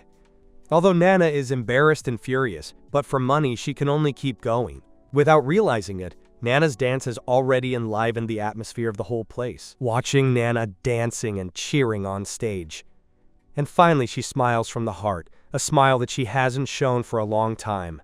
After finishing the quest, Nana hides in a corner. He can't believe he did something so shameful, being that in his previous life, when he worked part-time, he took it with humor. She was even afraid of being recognized in her costume. Eve asks Nana to get ready to leave. Nana barely got up and fell to the ground, probably because of the weak legs from so much dancing. Eve leaned over to help her up. But Nana was determined not to make a fool of herself any longer. During the struggle, he accidentally twisted his ankle. And so, Nana climbed back on Eve's back, hopelessly. At that time, they were passing by a pincho stand. There are many different types of meat. When she sees the fish, Eve, who was calm, suddenly reacts. In a brief moment, he associates the scene with Nana's dance. Nana grabs her tightly by the neck. Her clothes soon return to normal. Ask Nana if she wants to eat skewers. Nana was about to refuse when her stomach growled. So Gifu bought him 2 chicken skewers? Nana wondered why 2, thinking that Gifu wouldn't be able to feed her, so she wanted him to. But when Nana brought him the skewers, Gifu said that both spikes were for Nana, because he felt that Nana needed 2 skewers to barely satisfy herself. In addition, eating more helps you grow. Nana hates it when people insinuate that he's short. It will definitely make Eve suffer too. In the end, Nana makes a fuss on Eve's back. Eve has no choice but to put Nana in a box. Without giving him time to apologize, Eve suddenly approaches Nana, and he bites his shoulder mercilessly. This move completely took Nana by surprise. He ate and wiped his mouth coldly. While Nana's heart was beating rapidly with shyness, Nana ate skewers while she reflected. It is not for nothing that he is the protagonist of the novel. Eating a few skewers almost caused him to go into cardiac arrest. But wonder, why did he deliberately choose to eat vegetables? Think about it, Nana has never seen someone eat something normally. He always does this by mixing the powder with water or milk. Nana couldn't help but associate her behavior with drug use. At that moment, Eve's words interrupted his thoughts. Actually, he originally wanted to force Nana to help him with his revenge plan. Nana had already foreseen it. After all, he felt that Eve wasn't a good person. And after a moment of silence from Eve, he said he had changed his mind, because a child like you is not suitable to do that kind of dirty work. Today, Nana is juicing vegetables in the kitchen that night, and she refuses to do any dirty work. The reasons perplex him. He says that he does not want Nana, so young, to fall into the same thing as him, in the mud. This means that Eve is not as evil as in the original. But why the dog? The author intentionally wants to write the protagonists in an abnormal way. While Nina was thinking, Helen suddenly appeared from behind. He saw the green juice on the table, and without hesitation he drank it. Without expecting it, she almost took him to see his great-grandmother. Nana drove to Eve's office, and he thought that she had followed his advice, trying to get out of the collaboration. To her surprise, Nana insists on continuing to work. After all, without Wally's inside, the head of the trading group won't let you get away easily. Hearing this, Eve seems somewhat uncomfortable. Actually, this was the reason he originally invented, to keep Nana. He had even planned everything in advance. He sent Nana's mother a bunch of discount coupons for purchases. But even after Eve did these reprehensible things, when asked if she was willing to collaborate, Nana still hesitated. She knew she should stay away from Eve. But after that night, Nana believes that Eve is not irremediable garbage, so he finally agrees to stay. Because there is no one in the world who is so willing to pay. A customer. Seeing that you ruined my family's finances, I'll make sure to get as much money out of you as possible. Eve sighs with relief and assigns Nana her job for the day. I had barely finished processing all the documents. Eve brought Nana lunch. That contained an elegant first-class sandwich, while he continued to eat raw flour with water. Then Nana took out her homemade vegetable juice. She told Eve that she should eat more healthy foods, like this nutritious, freshly squeezed vegetable juice. Coy Eve. However, he believes that there is nothing wrong with his lunch. Not only does it have enough carbs, but it also has a powder to relieve headaches and reduce stress. Nana almost explodes with rage. This can be called food. Seeing that Eve does not react, Nana pretends to get her juice back. It turns out that Eve had no intention of stopping her. Nana, angry, slammed the juice against the table.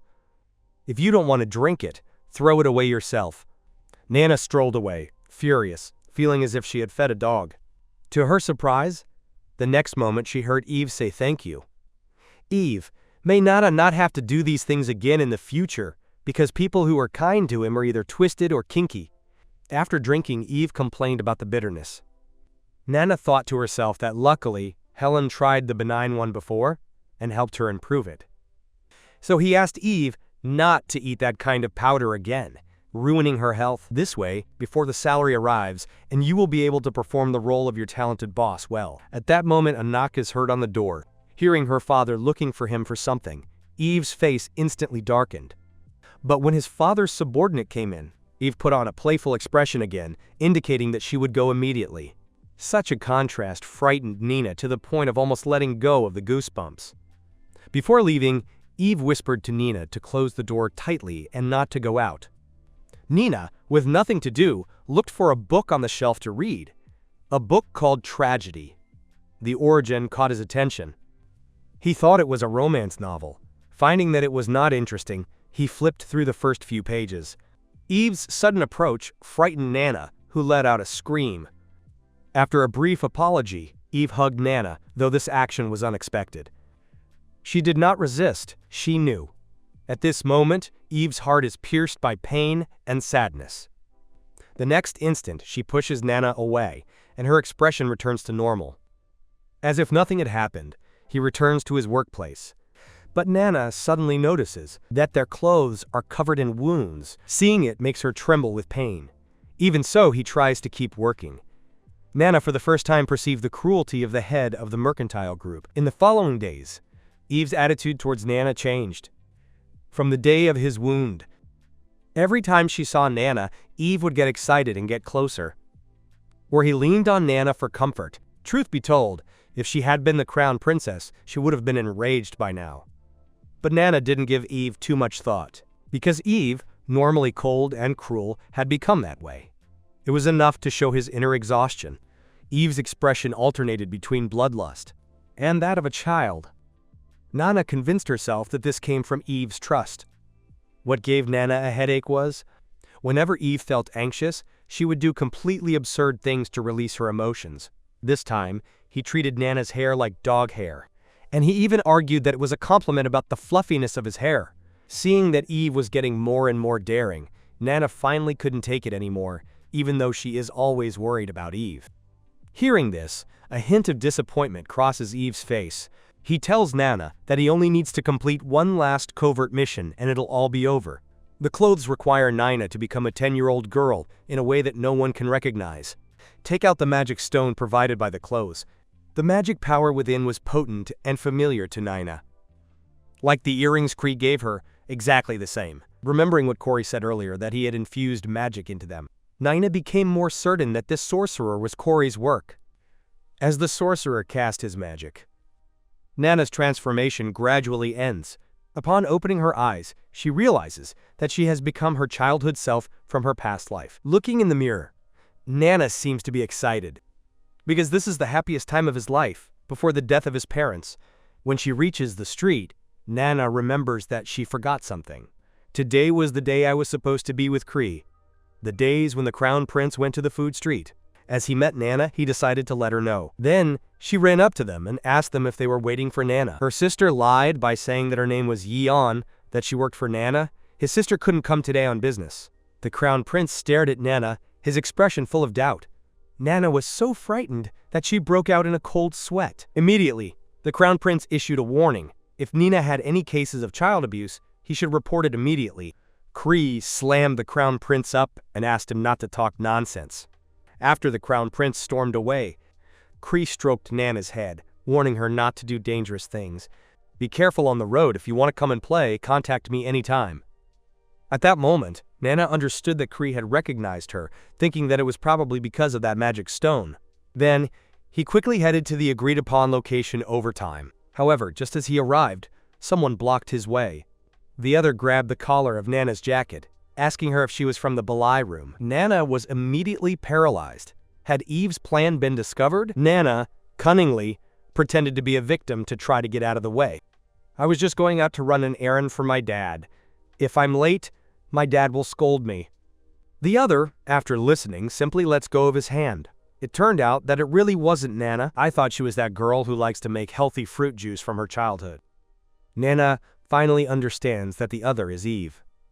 Furious, I almost wanted to punch him twice. When she learns that Nana became unconscious and became this state, Eva was plunged into deep reflection. The fact that you can transform yourself in this situation can only mean that this person is especially important to your life. The reflection in the water carried Nana's beautiful wishes from her past life. Finally, she smiled at Eva. Although he is no longer there, he was definitely the most important person to her. Recently, Nana and Eve intercepted a carriage of the Trade Guild. According to the information, the carriage was hiding confidential documents from the guild. But after searching, they found nothing. The documents included records of the guild's investments in the slave trade. It should be known, the Empire strongly rejects the slave trade. Bana doesn't understand because the mercantile group would make such a risky and dangerous stop. Hearing this, Eve smiled completely innocently. It was he himself who founded the company and induced the chief to invest in the slave market. I just didn't expect the other one to react so quickly. Was his plan discovered? Eve told Nana not to worry. The other only transferred the information. He has not suspected it. Even hitting him last time was nothing more than venting. After saying this, Eve's face darkened. Surely the boss doesn't trust anyone and took him himself. Discovering that Nana has never seen a dead person, Eve pulls out a pin for Nana to sit back in the carriage. These employees, sooner or later, will be tortured to death. I have to make them die more comfortably. Eve's words were completely foreign to Nana. He clearly realized that he and Eve were not from the same world. Maybe Eve's world was just that cruel. Nana covered her ears, trying not to hear the heart-rending screams from outside. Then, they both boarded a carriage and arrived safely at the chief's villa. Nana felt that something was not right, even if they were traveling in a carriage of the trading company. It shouldn't be so easy to let two kids in. Eve gave no further explanation. Laughing sarcastically, he says he'll know the answer soon. Along the way, Eve seems to know everything, guiding Nana forward. What only generates confusion in Nana is that she never says what is in these places. Soon, they both arrive at the entrance to the basement. Eve tells Nana that there are many murky and unspeakable things down here. There is still room to back down. The serious expression on his face shows that he really cares about Nana. However, Nana pretends not to care and rushes him to take her. The path gets deeper as you go. The air is getting darker and bleaker. Nothing suddenly feels like you're heading into a dungeon. The feeling of killing the boss. Listen to the sound of monsters. Nana turns her head. The scene in front of him leaves him stunned. A group of seriously injured children, locked in cages as if they were cattle. Their ages. Some don't even look like they're 10 years old. To Nana's confusion, she fell into a deep silence. After thinking it through, she spoke hesitantly. This is the true headquarters of the Luna Asha Mercantile Group, and these children are aspirants from different parts of the country, members of the organization. They need to pass a test to be effective. They say it's a test, but it's really just to satisfy the unhealthy desire of the head of the business group. They have to kill each other to survive, until there are only 3 children left. And Eve was sent here from birth. At that time, the chief forced him to take poison, which led him to not be able to eat anything. Before Eva could finish, Nana covered her mouth. Nana was angry because he spoke as if nothing had happened. Actually, he was afraid that Nana would be scared. That is why he explained everything with a tone of indifference. After all, he was one of the few who survived. His hands were already stained with blood countless times. Although everything Eve said was true, Nana doesn't want to put all the blame on him, or hold him fully responsible. He cannot bear this deliberate action of turning his son into a demon. At this moment, Nana finally understands the hatred in Eve's heart and vows to help him take revenge into his own hands. Eve gently cracks a smile.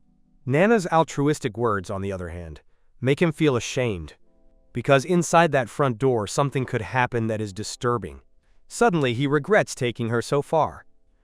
Looking at Nana's expression, she doesn't want to become a burden. He asked for some glasses, Eve, and he applied a spell to them. Now, whenever a bloody scene appears, the glasses will automatically replace it with an adorable scene. Before entering, Eve indicated that she would attract attention, while Nana would search for the files with magic. As soon as they entered, the union owner considered them as new recruiting candidate members. But clearly he hasn't recruited recently. They were introduced by someone. Eve immediately followed the other's assumption and acted out. Someone also introduced him, saying that here is a job with a monthly salary of more than $10,000. Taking advantage of this opportunity, Nana uses magic to find the location of the file. When I found it, a sudden rumble captures his attention. He sees the head of the trade, Bigfoot, beating Eve over and over again. Despite this, Eve asks Nana to find the file first. But just as you're about to open the drawer, the head of the commercial group, he suddenly fixed his gaze on Nana. Nana turned nervously. The scene almost makes her laugh. He didn't expect that the glasses had replaced the boss with an adorable teddy bear. Nana sighed in relief. However, the teddy bear, seeing Nana's unique black hair and eyes, threatened with his magic wand to turn her into a specimen. As for that talkative brat was of no use to him. Saying this, he raised the magic wand and smashed him hard into his clothes. In an instant critical, Nana kicked the teddy bear in the face. The huge impact caused the teddy bear to fall to the ground, but he quickly got back up. At that time, the head of the union had already noticed that Nana was not an ordinary girl. And when he got serious, an intense sense of pressure began to emanate. The magic wand goes down hard. Nana quickly pulls out her sword to defend herself, even though Nana has diligently practiced swordsmanship at the academy. It's no match for someone who's tried the edge of the blade. The moment the head of the merchant group beats her and throws her into the air, Ivy is immediately scared. He begs the boss to spare Nana's life. However, his desperate pleas, but it provoked a perverse desire in the head of the commercial group. He threatened to dismember Nana in front of Eve. An invisible anger forced Eva to clench her fists, but Nana shouted not to come close. He, trembling, held himself with his sword, preparing to face the next attack from the head of the mercantile group. He knew that harming the boss could put Eve in mortal danger. Nana calmly searches for the enemy's weak point with magic. Unexpectedly, the opponent was carrying multiple magic defense items. And Nana only had one magic stone already used.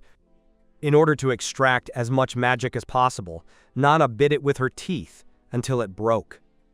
In an instant, Corey's magic wrapped around Nana, just as Nana was fighting to the death with the boss.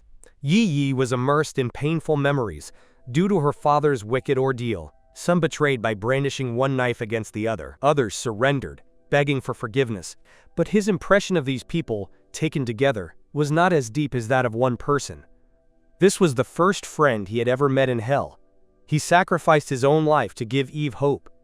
Right now, Nana's last power is running out. The big hand of the head of the mercantile group grabs him firmly, leaving him immobile. Just when Nana is about to despair, a blade.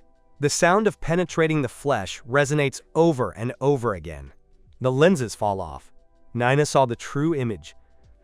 It was Eve who attacked from behind with a passer. This is the first time Nina has seen anger on Eve's face. It has now returned to its original form, with tears streaming down his cheeks, as if it were the joy of taking revenge for a friend, pulling the pin out of his clothes. The head of the trading group finally fell breathless. Nana looks at the corpse and takes a couple of steps back, unable to contain herself. Eve smiles and puts the glasses on Nana, inviting her to leave with her. Nana has an expression of utter bewilderment. She knows very well how long she has planned, and of this revenge. How could I end it so hastily? Eve smiles slightly and answers, "If you die, what is the use of taking revenge?" After saying so, she collapses, completely exhausted on nothing. Because he attacked the boss, the toxin in his body begins to spread uncontrollably. Nana anxiously asks for the whereabouts of the antidote, but Eve follows, smiling sarcastically. "The mission is over, join me for fun." "I won't tell you if you don't promise me." Nana was on the verge of anger, but she could only accept. But to his surprise, after Eve said there was no antidote, the person fainted straight out. Just when Nana didn't know what to do, the door was kicked in suddenly. A young man with white hair and purple eyes appeared at the entrance. He complains about Eve's stupidity. He complains about Eve, that annoyance that made him come from so far away. Saying this, he slaps Eve on the ground to wake her up directly. It seems that they have a good relationship. Nina decides to hold back for now, but he feels like he's seen the other person before. Eve turns around with difficulty and apologizes. "I ate all the medicine." This phrase that should inspire compassion only provoked ridicule in the other. "So then, die."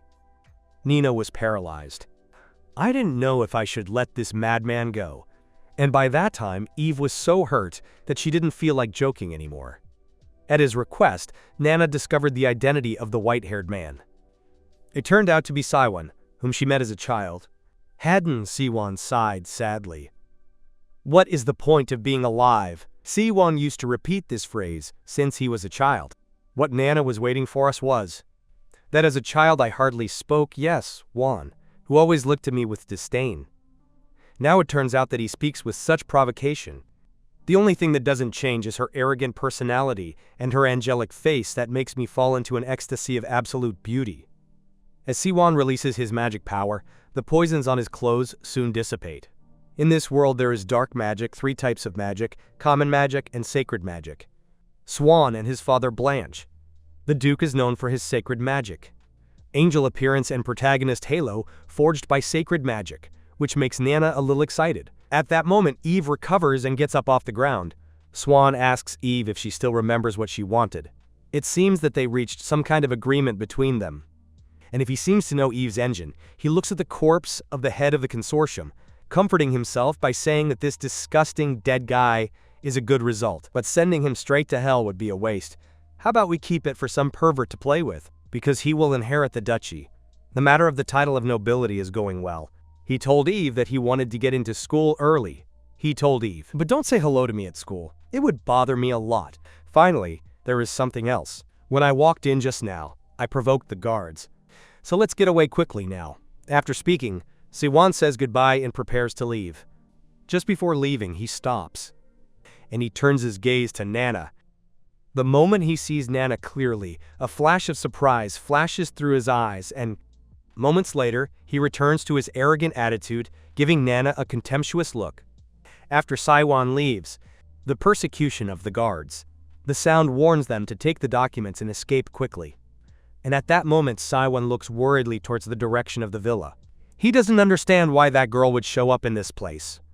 Days later, the news of the death of the head of the commercial group spread to all corners. His dirty affairs became a topic of conversation among the people. Nana lay in bed like a dead man for several days. This incident left him physically and mentally exhausted, but her clothes were full of determination. Not only did he use information to destroy Lu, not Asha Trading Company, but he also took the opportunity to transfer a large amount of funds. He founded his own company. At that moment, the maid's words woke up the sleepy nanny. She learned that she was about to start school. Nana immediately expressed that she wanted to leave.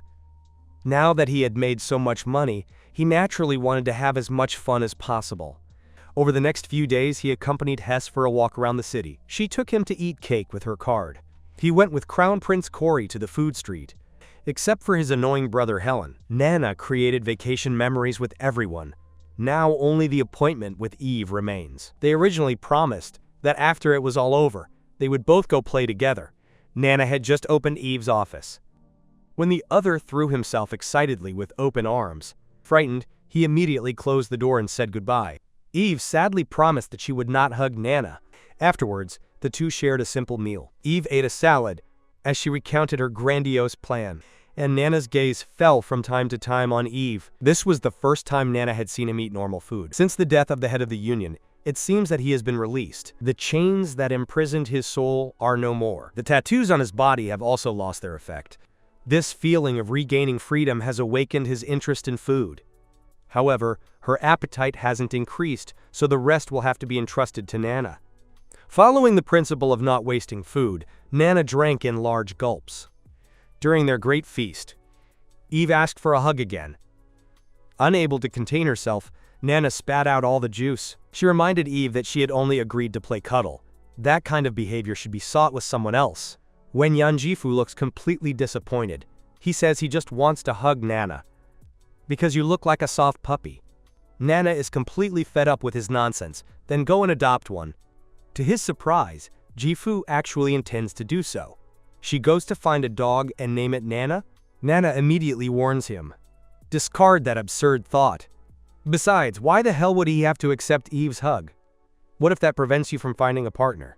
Eve shrugs cheekily, saying that she shouldn't fall in love. Nana, holding back her fury, asks why. Why? Because noble ladies, after marriage, you will not be able to move freely. This will cause your talent to be limited, unable to unfold. Nan listens to the explanation and lightly holds back her emotions, but he doesn't think marriage can overcome him with his talented self. He barely finishes speaking when Ivy gets up from goal. I will look for someone strong enough, whose strength is at least comparable to that of the dragon, to earn its recognition. Eve's irrational demands left Nana unsure of what to answer. So he said goodbye and Huo kicked her out of the room. Nana thought that at that moment, Eve was behaving exactly like a sea dragon. Although it's a bit annoying, at least he's got his normal life back. Everything returns to calm, which also reassures Nana. Suddenly, Corey calls Nana on the phone, inviting you to watch the fireworks that night. Since Eve's happened, Nana's attitude towards life has changed. Perhaps it is because he deeply understood the terror of death. He decided to accompany his classmates to enjoy a pleasant student period. After all, no one can be sure what will happen in the future, even if they plan everything meticulously. One accident could ruin everything. The four of them ride Corey's magic carpet, flying into the sky. Fireworks explode brilliantly near them. Nana prays inside, hoping that everything will happen. Before he's ready, be just as calm and prosperous. Na is finally starting her second semester at university. What I didn't expect was that, after only 6 months of vacation, not only Crown Prince Corey, if not, even GES had grown a lot. While Nana was still just as small without any change, looking at the two tall, handsome boys in front of her, Nana suddenly felt on the verge of tears. He returns to the residence and finishes sorting his luggage. Nana inadvertently looks at her reflection in the mirror. Incredulous, she rubs and scrubs the washboard, trying to find signs of a second development. He usually eats a lot, why doesn't it grow? So much so that Jess seems like a sister by her side, and she was as tall as Corey before her. Now they are more than one head taller than him. And the Crown Prince looks down on her when he speaks to her. Just thinking about her future being so small, with 5 friends so tall that they seem to touch the clouds, Nana feels enormous pressure. If not long ago they were all almost the same height, Nana even suspects that they did it on purpose, the secret to growing something. As she thought, Hazel returned to her bedroom. As soon as he saw Nana, he threw himself excitedly at her. After greeting her, Hase complained to Nana for not coming to visit him during the holidays. At the beginning of the school year, he was so busy that he was nowhere to be seen.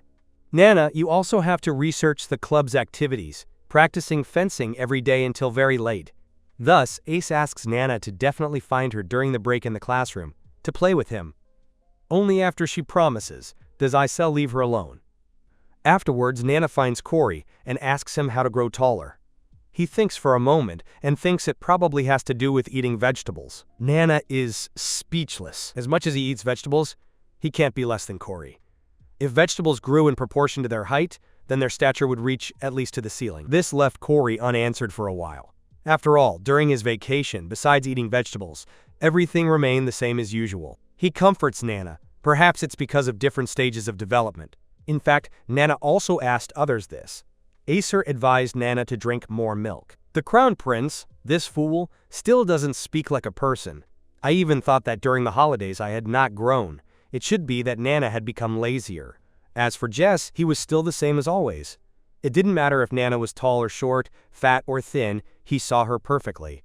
According to what they said, Nana suspects that it is a genetic factor. He calls Helen, but she doesn't want to say anything. Helen replies mockingly. He has Nana personally go to look for her in the upper grades. Since Kari and Helen have also grown up, Nana doesn't think it's a genetic problem, but she's really curious. What answer will Helen give him? Just as Nana was hesitating whether to go to the building for the upper grades, for the older students, Corey put away his magic and fell to the ground. And he checked Nana's height with his hand. When I saw her, she was really a little short. Just as she finished speaking, Nana threw out a Lushan dragon fist, and he sent Corey straight to the roof. Moments later, Corey fell heavily to the ground. At the same time, the starting bell rang. Then Nana unceremoniously took Corey's blanket. To avoid being discovered by acquaintances, Nana wrapped herself completely in the blanket, with the sole intention of finding Helen as soon as possible and asking her how to grow. I never thought things would go wrong from the start, when Isel caught me off guard. Excited, she immediately introduced her friends to her adorable roommate. Nana was hugged by them as if she were a doll, and caressed. Upon learning that Nana was coming to pick up Helen, Hazel was about to take her with her. An unexpected guest suddenly interrupts, and that's Evnis, while greeting Nana, offers to help search for Helen, not knowing that Nana is hiding her identity because she doesn't want to see him. Without waiting for her consent, Hazel retreats with her little sister. As Eve slowly approaches, Nana, her face serious, threatens not to talk nonsense about hugs. But Eve turns out to be even more manipulative than Nana thought. She gently strokes Nana's cheek, causing her to forget Helen.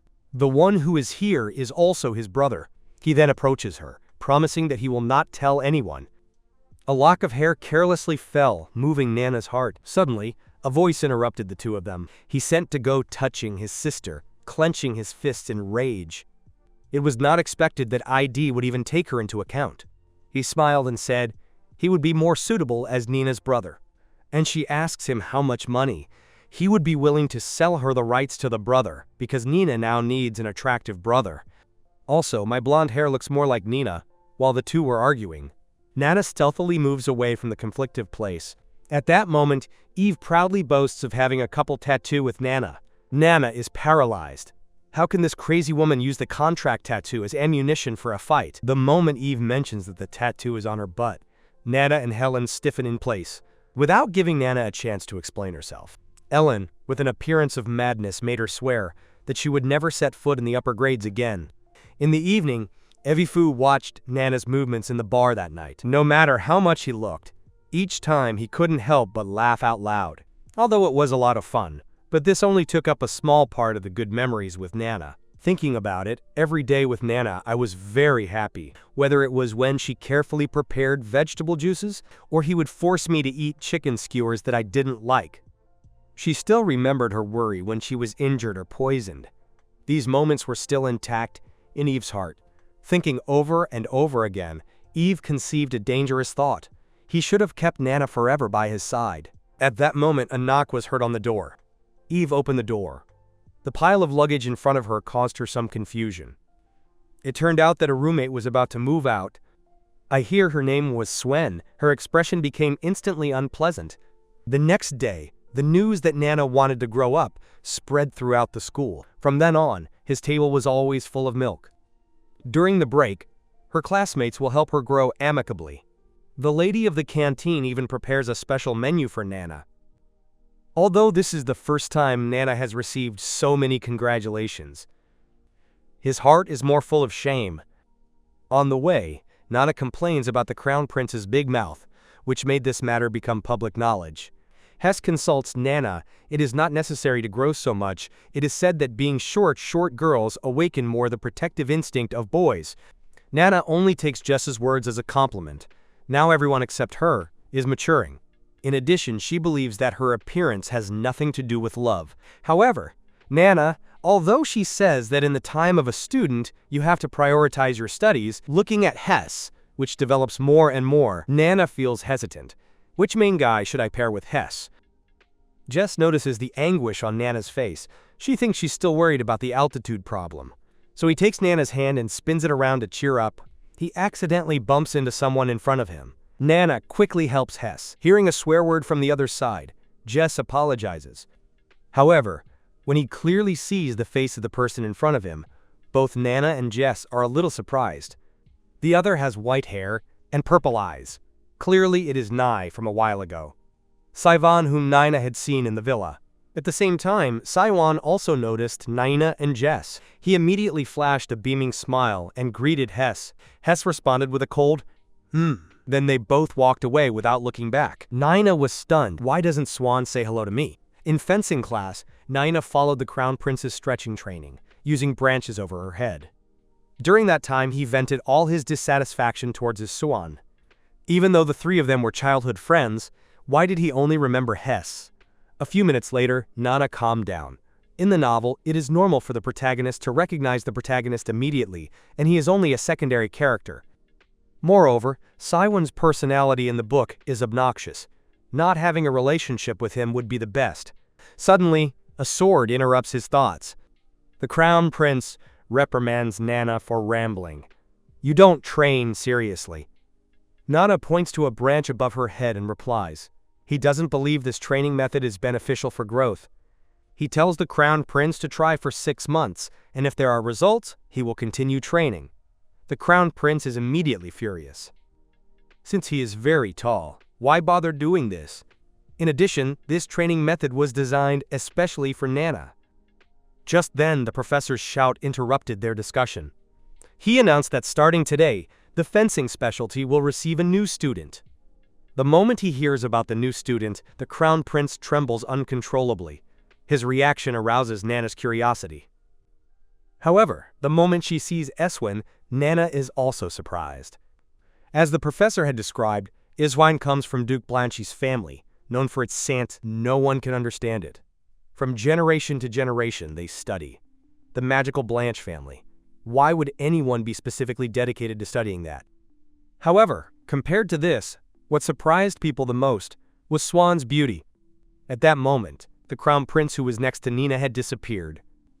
After looking around, he realized that he had hidden behind a tree. The Crown Prince nervously nibbled on his finger, muttering why Saiwan has come here.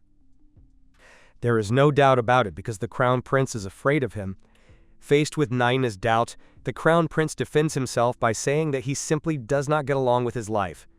Because his sword technique is very unpleasant, he attacks uncontrollably, cutting randomly, without any technique. When he was little, the Crown Prince's clothes were torn by Swan. Subsequently, several of her dresses were torn apart. Therefore, now, the Crown Prince definitely doesn't want to have any relationship with Swan. Although Nana thinks the same, she still feels that the Crown Prince's reaction is too intense. At that moment, Swan ran over there. Turn the sword while. Say hello to the Crown Prince. You're not hiding from me, are you? This is breaking my heart. I was so happy when I saw you, not giving you time to continue. The Crown Prince finds an excuse to escape. Seeing him, Siwan ignores him. Nina followed closely. Her behavior was unpleasant to Nina. Even without remembering it, I shouldn't have completely ignored her. Later, when Nina was with Jess, she could always see her friend. Whether in class, or during lunch eating something outside. Therefore, Nina was convinced that Swan was in love with Jess. After all, the other is constantly hanging around Jess. Meanwhile, Nina also discovers that the other is definitely ignoring her. Although he comes to see Hess frequently, he never looks directly at him.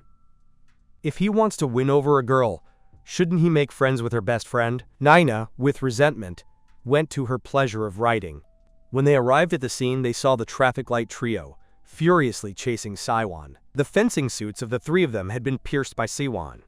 It turns out that Redhead was planning to confess to a girl after class, and the traffic light trio always followed him like their shadow, so Saiwan took the initiative to make pure love outfits for the three of them. Seeing the hearts on the chest of the three of them, Nana could hardly hold back her laughter. However, this confirms Saiwan's bad temper. At the same time, Saiwan finds the professor to ask for help. He is completely distraught, hugging the teacher's hand, accusing the traffic light trio of bullying. The professor fell into the trap. They criticized the three for having no perspective, intimidating someone who just arrived a few days ago. And when the professor took the three of them to talk, Nana realized that only Saiwan and herself were left. She glared at him, thinking, "Let's see how you ignore me now." The moment their eyes met, the evil smile on his face instantly vanished. In its place, discomfort and confusion appeared. He gritted his teeth and muttered, "Damn it." Immediately, he turned around and ran away from fencing class, looking at the back of Saiwan walking away. Nana suspected that he wasn't ignoring her, but simply hating her.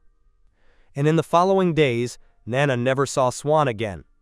She became more and more certain of her assumption. At that point, Hess suggested that they go shopping for drinks at the store together. Actually, always, Nana had had the idea of helping Hess connect with a specific guy. Thinking about how passionate Swan was with Hess, Nana is curious about what Jess thinks. However, the moment he utters the name of Swan, Hess's expression suddenly becomes stiff. "How can I ask this, Nana? Do you like Sigwa?" Hess's counter-question surprised Nana a bit. He explains that if John, you might like it. Hearing this, Jess seems to frown with some disgust. Hearing that Saiwan came to see him every day, he fell into deep reflection. Finally, Hess seriously warned Nana that everyone could, but Juan definitely couldn't. Back in the classroom, he returned to his usual behavior. When I saw Nana, she continued to greet him with a smile, completely different from the sparing Hess of a moment ago. This is the first time Nana has felt strange with Jess. At that moment, no matter how much he asked the reason, who refused to say? And San was ready to go to the next class to find Cory and play with the Crown Prince. By the way, ask Cory for some snacks to eat. However, as soon as Nana arrived in the classroom, she was paralyzed. Without knowing why, Juan had run there to play with the Crown Prince. Swan was seen ordering the Crown Prince to return his things, while manipulating numerous thousand paper cranes with his magic. With a flick of his palm, paper cranes are thrown en masse at the Crown Prince. But, eventually, they stiffly nail themselves to the blackboard behind the Crown Prince. The Crown Prince, frightened, is caught by Swan in the act. Cory advises her that it is best to return the recording. After saying this, note Nana in the best audience placement. Cory greets Nana. Saivan behind her heard this, and together with the Crown Prince they fell to the ground.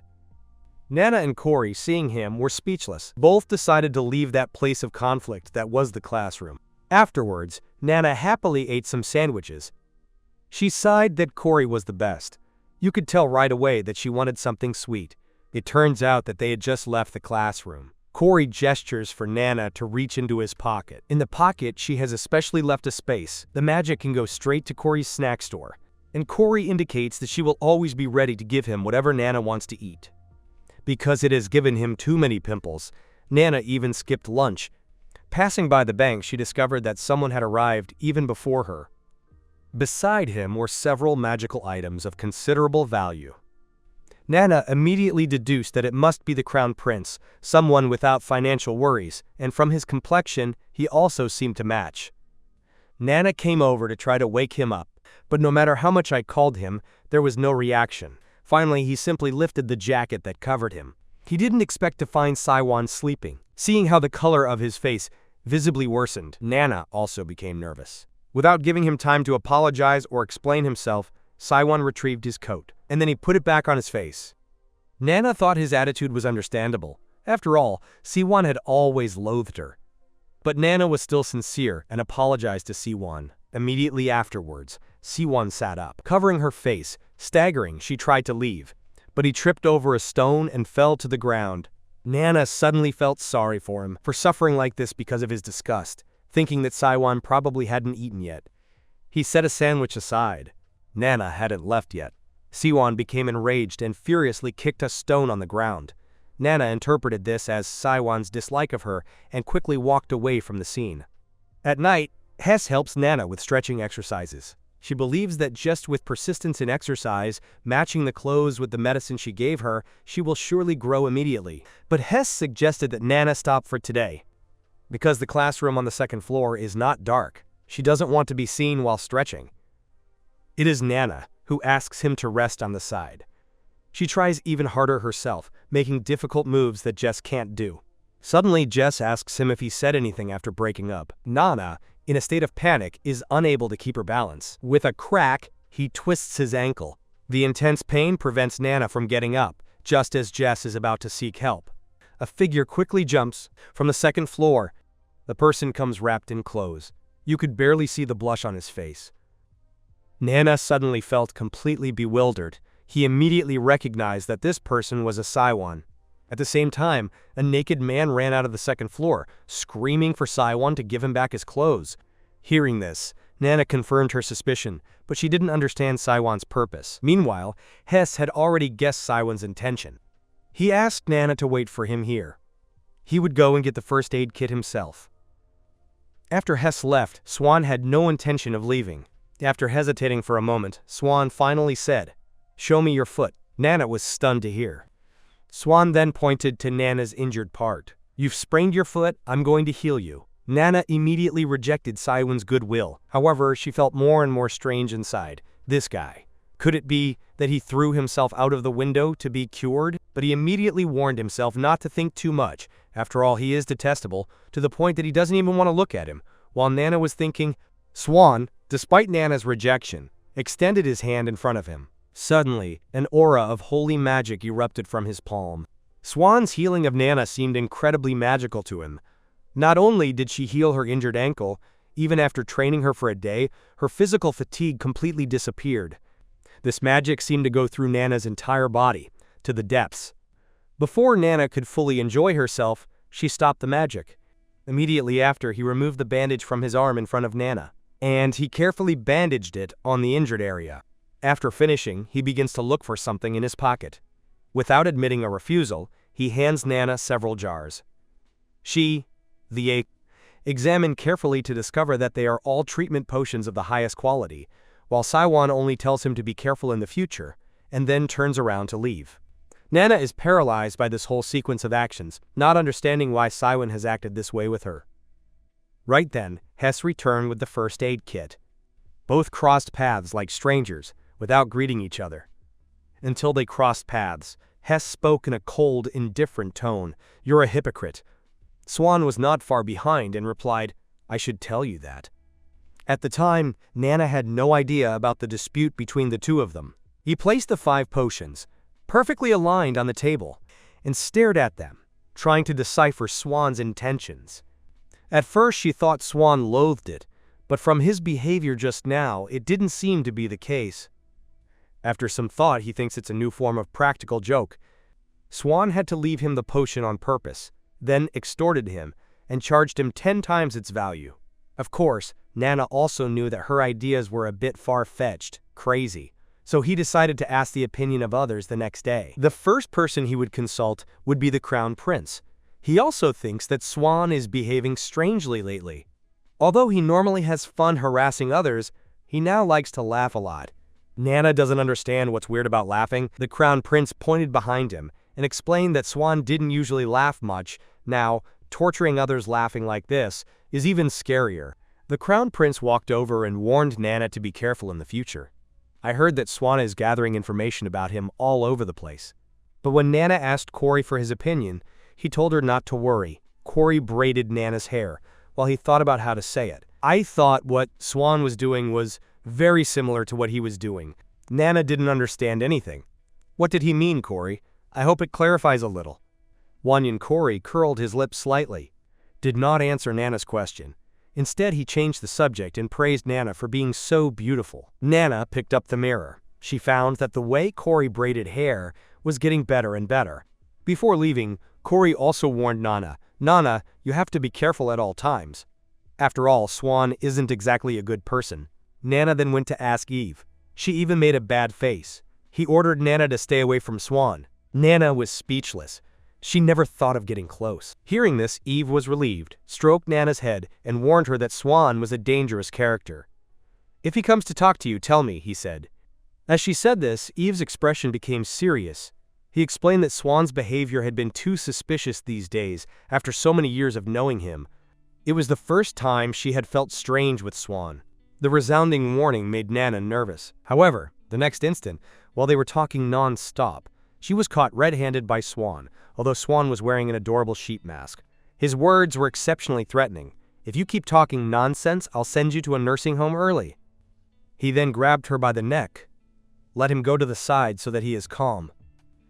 Watching Eve get swept away, Nana can only pray that he returns alive.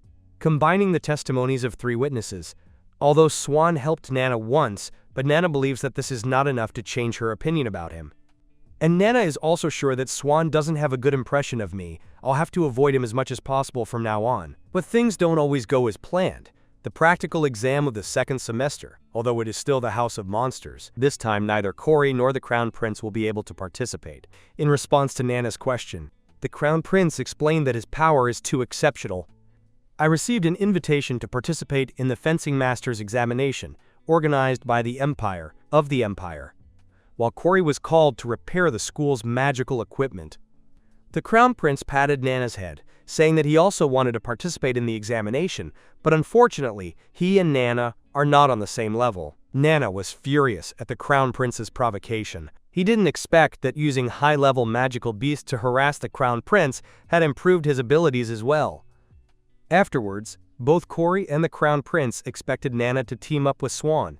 Nana saw concern in both of their eyes. He promised that he would try to invite Swan, but deep down he thought that Swan would not want to team up with him. Soon the practical examination began. They all formed groups to face the monsters, but Baby was alone. With the sharp blow of a girl's sword, an advanced monster fell to the ground. Obtain the core of the magical creature. It means that on this exam the 9-9 results will not be bad. She puts the magic box in her pocket and reflects on how the Crown Prince and Claw underestimated her. Afterward, Nina sits on the floor to relieve the pain. These days she has had stomach pain from her menstrual period, and on top of that she caught a cold and her body is frozen. So Nana decided to rest right here and wait for the exam to end. At that moment, a sudden scream caught his attention. Following the sound, Nana discovered that 3 people were surrounded by monsters. These 3 girls joined fencing this year. She's a rookie. Although Nana complains about being a rookie, why participate in the monster exam? Still, she drew her sword and attacked the creature decisively due to his illness. Nana concentrated her magic power as much as she could to achieve a killing blow. Soon Nana finished off the creature. The 3 girls instantly became fans. They pounced on Nana. Before the enthusiasm of the crowd, Nana felt a little disoriented due to Nana's poor condition. He couldn't observe the surroundings. Without realizing it, he had retreated to the edge of the cliff. Finally, he made a mistake and accidentally landed. In a moment of desperation, Nina tried to use levitation magic. However, his magic had already run out. In her desperation, Nina regretted not teaming up with Swan. After a while, the girl's consciousness gradually recovered. Laughing, he wondered why he didn't feel pain in his body. I only heard rapid, heavy breathing. Finally, someone woke Nana up. She subconsciously thought she was in heaven. After all, the person in front of her was as dazzling as an angel. And seeing the anxious and trembling expression on the angel's face, Nana suddenly returned to her house. Yes, it turned out that the angel in front of her was Swan. But why did he look at her with such anguish? He looked at me with concern. With Swan's treatment and support, Nana could barely walk on her own. Looking at the steep cliff, Nana didn't know how to get back. So he could only place his hopes in his soul. Hearing Nana's question, Swan sighed. He motioned for Nana to follow him. Then, he turned around and left without saying anything else. Nana didn't understand him. She didn't understand his changing attitude. What did all that mean? Even though he saved her just now, he was so worried. If I hated her, why do I have to help myself again and again? After walking for a few minutes, Nana's body could not take it anymore. Now you feel pain all over your body. Nana's anomaly aroused Swan's doubt. Feeling bad? Nana continues to deny and says that she is fine. He doesn't want to get any more help from Swan. Kuzwana obviously noticed his whim. She walked quickly towards Nana. A handsome face suddenly stuck in front of Nana. "You still say you're fine. You look very bad." Saying this, he reached out and put it on Nana's forehead to feel her temperature. He discovered that Nana had symptoms of fever. "How are you going to get back in this state?" An instant later, Swan warned him in a worried, silly voice, "If you're sad, you should tell me now." Nah, she couldn't tell if it was a flirtation or if she had a fever. His heart may have beaten faster because of Swan's soft tone. But now he was more interested in knowing what Swan thought. Then Nana grabbed Swan's sleeve and asked him what was on his mind. "Do you remember me? We should have seen each other a couple of times when we were kids." Hearing the question, Swan was startled. Her eyes seemed to reflect guilt. After a moment's reflection, he replied to Nana, "We played very well together when we were kids." Now it was Nana's turn to be surprised. In her memories, Swan had always been someone who completely ignored her, even if she tried to talk to him. He never gave her a chance. But that person said that they had played very well together in the past. Then Swan turned and said to Nana, "Don't talk to her with honorifics anymore, she will feel uncomfortable." After saying it, she muttered, "I'm not being too harsh to say that, because of her behavior, Nana thinks she's not lying." Moreover, Nana imagined the scene without honorifics, and it didn't seem abrupt to her at all. "That's how I spoke to Swan before." That being the case, Nana decides to seize the moment. Compared to this, he is more curious about his childhood relationship with Swan. "Why, Swan, do you always avoid me?" Hearing this, Swan looks away nervously, and in the end he just turns around and leaves. But the more it was like that, the more Nana felt like the other person was avoiding him. He asked Swan if he had done anything wrong that he disliked. Swan immediately turned to deny his assumption. However, at that moment, Nana lost her balance due to dizziness, and she almost fell. At the last second, Swan stopped him in time. Thus, Nana fell into Swan's arms. At this moment, Swan could no longer maintain his usual pride and coldness, the blush on his face. It betrayed her shyness and inner fear. Suddenly, Nana heard a faint cry for help. He saw Swan frantically pulling grass with his right hand, while with his left, he hit the ground, not knowing what to do. Nana staggered up but saw that Swan was blushing as well. So she reached out to feel Swan, to see if he was sick. Seeing this, Swan resisted and struggled endlessly. He pleaded, as if imploring Mama to get off him quickly. But Nana had a hard time even staying conscious, let alone get up from Swan. In the end, she ended up fainting in Swan's arms. When Nana woke up, she found herself in the school infirmary. He vaguely remembered that Swan had brought him there. After confirming with the teacher that she was fine, Nana left the room. As soon as they left, he saw Swan sitting on the floor before he could greet her. The other stepped forward and hugged him. Their embrace went from soft to strong. Then, in a weak voice, he begged Nana not to get sick. His eyes were still wet, and you could read in them worry and sadness. I've never seen Swan with that expression before, but his every move makes Nana feel close, familiar, but Nana can't remember it, no matter how hard she tries. Afterward, Swan gave Nana a bunch of vitamins and nutritional supplements, and told him to make sure he took them every day. "If you run out of them, ask me again. And, above all, don't get sick again." Nana accepted immediately. Seeing that Swan was still absorbed in the contemplation of the pieces of jade, Nana hugged her spontaneously, comforting her and telling her that everything would be fine. However, this gesture was about to cause an emotional collapse in his soul. She pushed Nana away and quickly fled the scene. Nana felt that this was familiar. The way we met was kind of funny. After Swan left, the others rushed over here. The Crown Prince and Corey heard that Nana was injured. They drew their weapons, determined to make the monsters pay with their lives. Even Hess, who had no combat ability, picked up a shovel, with a worried face. To see everyone so indignant, Nana didn't know where to start. Fortunately, Nana managed to muddle through with a cold. He immediately told everyone not to worry, to go back to their business. As soon as she finished speaking, everyone looked at Nana suspiciously. Everyone thought that even with a cold, he should go back to the infirmary to rest. Following an order from the Crown Prince, Free and Hess lifted Nana up in perfect synchrony. At that moment, Helen and Eve come running when they hear the noise. Nana asks them for help, saying that she is healthy and does not need hospitalization. But the next instant, IF kicks the hallway hard and orders Helen to ask for a leave for Nana as soon as possible. Nana's heart breaks. In the following days, Hess brings Nana different books to entertain herself.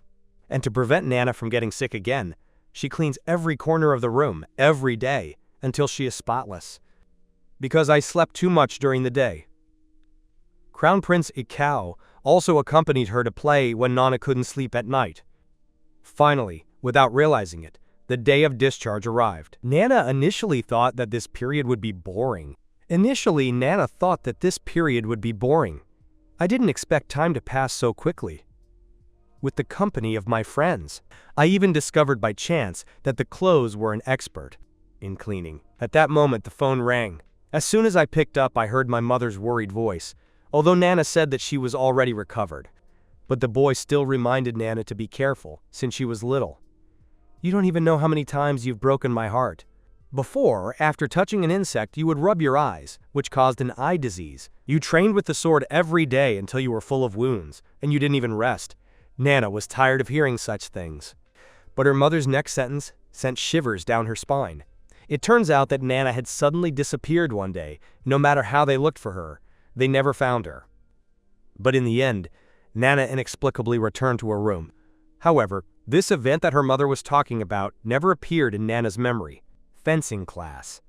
Nana is sitting in a tree, lazing around. She had planned to go straight to the training camp after eating, but a doubt, slowly growing in her heart.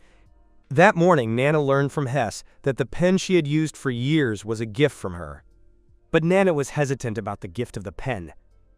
I have no memory of that pen, but nevertheless, his name is engraved on the pen. Always, Nana thought she knew her memories of past lives perfectly, and his childhood. He even remembered that Helen had peed on the bed at the age of 7, but he did not remember giving anything to Jesus. Nana unconsciously suspected that this was related to her disappearance. At that moment, a scream caught Nana's attention. It turned out that someone wanted to challenge Swan to a fight. In the face of the challenge, Swan showed no interest. Swan easily dodged every attack from his opponent. Nana remembered that the student who launched the challenge was named Jimmy. Before Swan joined the fencing major, Jimmy was ranked first in the class. Now, brandishing the sword in such a hysterical and disorderly manner, it was evident that Swan had wounded his pride. Nana decided to hide in the tree to observe. I was curious, what kind of powerful fencing? It could make even the crown prince afraid to face her. However, the power difference between the two will be too great. In the face of Jimmy's attack, Swan had no intention of even fighting back. Nana, seeing this result, couldn't help but feel bored. At that moment, Swan, yawning, advised Jimmy to stop. Don't waste your time.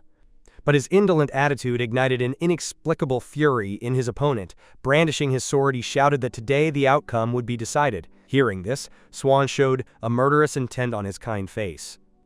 In an instant, the sharp sword was aimed at Jimmy. By this time, Jimmy was already frightened by Swan's imposing presence. Touching her white belly with an expression of disbelief, Swan asked Jimmy, smiling, why he dodged. A hole in the stomach, at most, death. Saying this, he raised the sword back to the ground. Seeing this, Jimmy immediately knelt down and begged for mercy. He knew that if he continued to resist, he would lose his life. Having won, Swan demanded that Jimmy agree to a condition. Do you know who is the prettiest girl in school? Jimmy unconsciously assumed that Swan was referring to Hess. Even Nina, who was gossiping, thought the same thing. Hebao Swan denied the answer and even accused Jamie of having bad notice. She is the girl who is always with Jess. Jimmy asked Swan to be direct and say the name. Unexpectedly, Swan, with a shy expression, said he was embarrassed to say the name. Unfortunately, Jimmy can only guess. Is that blonde brat Cranky? He barely said that. Swan stuck the sword between his legs to be filled. If you don't want to die, shut up and face the threat. Jimmy changed his speech and called her a blonde goddess. Swan then demanded Yemi give him photos of that person. They sent the videos to him. In short, it cannot be allowed to spread in school. After Jamie agreed, Swan left the place. Nana didn't think Swan was referring to her. After all, she wasn't the only one with blonde hair at school. But the images that appeared in his mind shattered his optimism. At dusk, Swan was sitting on the edge of the pond throwing stones.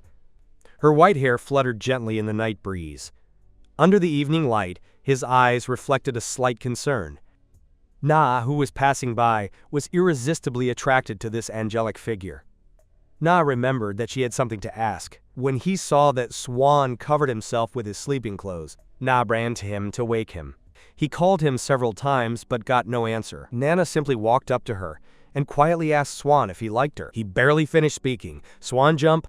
At that moment, his face was already covered in blush, with an almost trembling tone. He asked Nana what she had just said, because he didn't dare to look at Nana directly. Swans threw his clothes over his head, stammered, and asked again with a nervous expression. Swan's mouth opened and closed. I tried to say something non-stop, but not a sound was heard for a long time. Nana, seeing her stiff expression, thought she had made him very angry. She told him that she had only woken him up. It was a joke.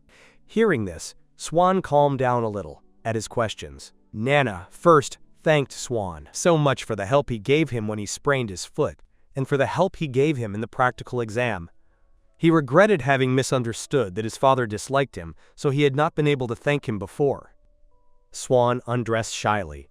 He told Nana not to worry. Seeing that her hair was a little messed up by static electricity, Nana reached out and smoothed it out. This simple gesture provoked a strong reaction, Swan. Just when Nana thought she had been too impulsive, Swan spoke suddenly, saying he's not a suspicious person. You don't need to distrust me. Half of her face is hidden in her chest, because I can't resist and I've done my best while you weren't there so you can congratulate me. The night wind is very strong. The leaves rustle in the wind. Nana's hair also fluttered in the wind, but his gaze remained fixed on the young man in front of him. After hearing Swan's statement, Nana doubted her past even more. I didn't know how to respond, because everything Swan said had to do with their forgotten memories. Had to interrupt Swan, although this sounds cruel. I don't remember how close we were before, and I don't understand what you're saying at all. Swan was slightly stunned. Then he turned his head and smiled bitterly. From his reaction, Nana believes that Swan must know the reason. The moment Nana asked why, Swan was startled. He seemed to doubt whether he should tell the truth. Actually, since Nana learned of her memory loss, she collected information about the Blanche family. His sacred magic does not only apply to the physical body, but also to the nervous system. That's why Nana came to suspect that her memory had been erased with magic. Sacred. Suddenly, Swan suffered a mental overload and grabbed his hair. Finally, he got up claiming that he was late for class. Before leaving, he said he wouldn't say anything to anything. Because even if I remembered, it wouldn't have any benefit. You just need to live in the present. Swan's expression reflected sadness, making Nana feel uncomfortable to continue asking. But quickly, if they laugh, he asked Nana to get along from now on. He told her that, like today, she should talk to him every day. Nana asked him why she wasn't the one to talk to him. Swan, hearing that, turned her head in embarrassment. Because I'm shy, and I can't say it, and I can't look you in the eye either. His attitude seemed strange to Nana. Weren't we very good friends when we were little? After knowing each other for so long, are you still embarrassed? Thus, Swan waved goodbye to Nana. But after this interrogation, Nana's curiosity increased even more. What had happened for Swan to keep it for him?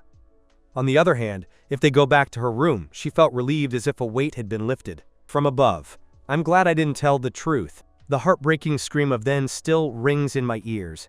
After a wave of painful memories, Swan decided to hide the matter forever. In his nervousness, he didn't even realize that there was anyone else in the room. The clothes were on the bed. He greeted Swan with a mischievous smile. It was the first time she'd seen Swan so discouraged, she couldn't help but tease her a bit. Said that what Swan needed was on the table. Eve told Swan that because she was going to live at boarding school, she would no longer be able to help him gather information. Swan didn't think much of it at first, but when he saw what was there, he was completely astonished.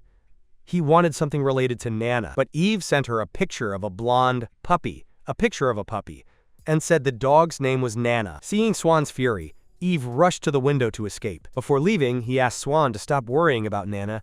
After all, those of the Blanche family lack feelings. Although on the outside you look like angels, your interior is extraordinarily dirty. No one knows what bad intentions you have, so please stay away from our Nana. Wen Yanxi felt a chill. And what right do you have to criticize me? With respect to Swan's question. And she seems to be full of helplessness, but in reality she is euphoric, she plans to show off well. She proudly declares that he is Nana's most handsome and sexiest brother, to Eve's bragging.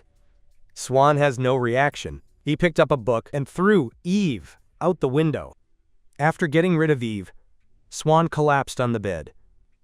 Although apparently he didn't care about Eve's words, each of them hit the nail on the head. As he said, the Blanche family, throughout its history, not even a mentally healthy person. And this is due to the diabolical form of training that his family imposes on his heirs in order to possess an extremely effective healing power. The heir must suffer hellish torment every day. Only by suffering constant torment can he exceed the limit of his healing power and nothing. Such cruel training, which causes the heir to feel hatred for anyone. So the Blanche family has a custom: when the title is bestowed upon the heir, he must kill the previous duke with his own hands. According to Svar, after being tortured like this for years, it would be stranger to be mentally healthy.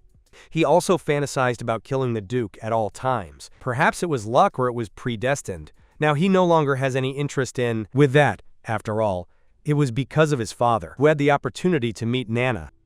7 years ago, Duke Blanche, with whom he had never spoken, suddenly took him to the Wester's house. The servant told Swan the duke came to get him after the meeting. Swan endured the pain, not understanding why his father had brought him. But anything was better than being locked up. Afterwards, Swan went to the training room to practice with the sword.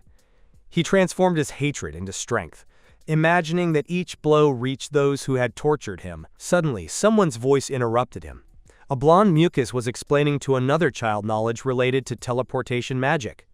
Yes, Swan recognized the two as children of the Vester family. She turned and continued to focus on her training. At that time, Nana and Hess also noticed Swan. Nana whispers an introduction. He must be Duke Blanche's son. He remembered that his father had told him that he should get along with the duke's son. Out of courtesy, Nana decided to greet him. As they approached Swan, they both said hello. But Swan, as if he had heard nothing, kept banging on the stakes. With no other choice, Nana introduced herself first and then introduced Hess. However, Swan called out louder. She seemed determined to ignore them both. Seeing this, Hess convinced Nana to leave him alone. The two went to play on the sidelines. Then, Nana took Hess and explained the magic circle on the ground, although she didn't understand anything at all. Hess still praised Nana's intelligence. Swan watched curiously. He saw that they were having fun without paying attention to him. He felt annoyed. Everyone else lived so easily. Why did he have to suffer such torments for no reason? Due to the dispersion of his magic, Swan's healing magic could not be maintained. Blood emanated from his body incessantly. Nana witnessed this scene. Worried, he immediately ran to see what was happening. Discovered that Swan was injured. Nana advised him to stop practicing with school. And at that moment, Swan spoke his first words to Nana, words that he would regret all his life. "Stay away from me." A heart-rending roar frightened Nana so much that she couldn't speak. Afterwards, whenever they went to the West's house, the Duke had Swan prepare in advance. Swan flatly refused, because even if she went, the Duke would leave her in the parade ground practicing fencing. The Duke sighed with resignation. "Order him to go, he likes it. Or not, because I want to. If you don't want to obey the head of the family, then inherit the title as soon as possible." Swan was speechless. So, again, he was left alone on the training ground. Swan seriously suspected that the Duke was testing him for obedience. But compared with the Duke, what puzzled him most was Nana. Every time he came, she intentionally sought him out, or to play with him, or to give him cookies, or even to challenge him to a fencing flight, even if it was disproportionate. Actually, Nana was also bothered by it, that he was obeying his father's orders to treat the guests well. But Swan was sick of that little girl who was looking for him, no matter how he treated her. Until one day, her Swan and Nana's attitude changed. That day, Swan was worse than ever, due to the increasing intensity of training. He couldn't perfectly control the magic inside him. Just when he was thinking about getting a good rest today, Nana looked for him again. Swan suddenly became like a bristly cat and showed hostility towards Nana. Hess was immediately frightened by Swan and hid behind Nana. He doesn't want Nana to talk to that aggressive person again. So Nana plans. Today I'm going to show Hess his teleportation magic. While Nina drew the magic circle, Swan was resting on the bench, watching them play. Swan felt increasingly irritated. Cold sweat ran down his face. Because he couldn't focus his magic to heal his wounds. Blood began to seep through the bandages. At that moment, Nana, instantly through magic, appeared in front of Swan. She was apologizing for her mistake. But he saw Swan's bandage stained with blood. Immediately, Nana began to search her bag. "I know you don't like me to get in, but your wound is more serious than usual." Nana left the gauze with Swan. "I told him to put on a new gauze after the ointment. You don't want to put up with that until we get home." Nana was about to leave when Swan noticed her from behind. "If you dare to say a word about this, I'll kill you." Nana turned instinctively and saw Swan's razor-sharp gaze. After returning home in the evening, Swan trained as usual. I don't know how much time passed, but the servant is finally done tormenting Swan as the door slowly closed.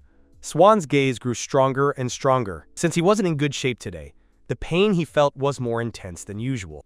Swan hugged herself tightly, used all her strength to perform healing magic. Suddenly his gaze became empty. He thought about ending his life. After death, she would no longer have to endure the pain, maybe even feel comfortable and at peace. At that moment, a figure passed in front of her. He thought he was an intruder. Swan immediately went on alert. He lifted a broken plate, preparing to cut the other's throat. Nana turned and shyly said hello to Swan. After an explanation, it was learned that his instant teleportation magic had failed again. Now the magic, spent, has exhausted its teleportation, and he cannot use it a second time. Swan also doesn't have the strength to kick Nana out, so he lets her stay and do whatever she wants. Seeing that Swan's condition is worse than usual, Nana advises him to lie down. "I don't have strength if I don't need you to worry about me." Nana doesn't want to worry either, but she feels like Swan is going to pass out at any moment. Then he grabbed Swan's clothes and pulled him onto the bed. By the way, he changed the bandages. Seeing those horrible wounds, Nana couldn't help but vomit, so she grabbed a rag to wipe the floor and said it was because she had had a bad dinner. Seeing that Nana looked like she was going to vomit again, Swan threw a magic stone at him. He told her to use it quickly. "My room after going home.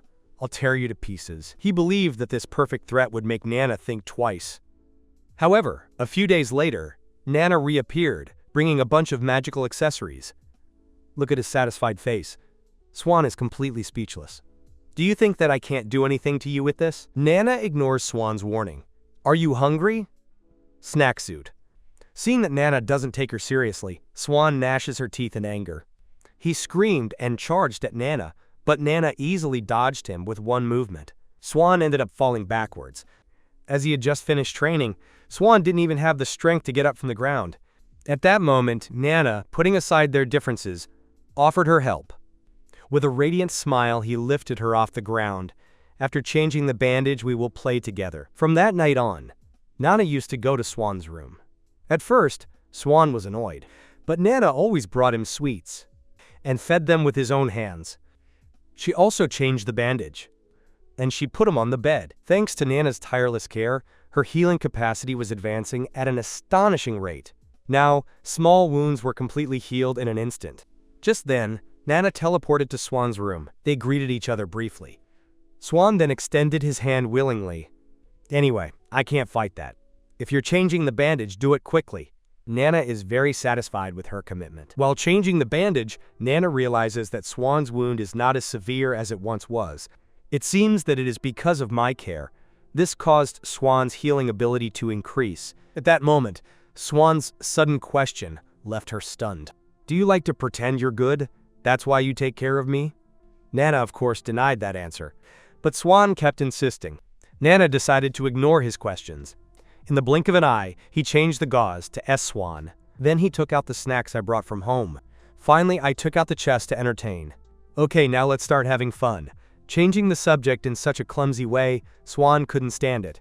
So Nana looked for some excuse. His ability to play chess is second to none, so he just wanted to find someone who would beat him.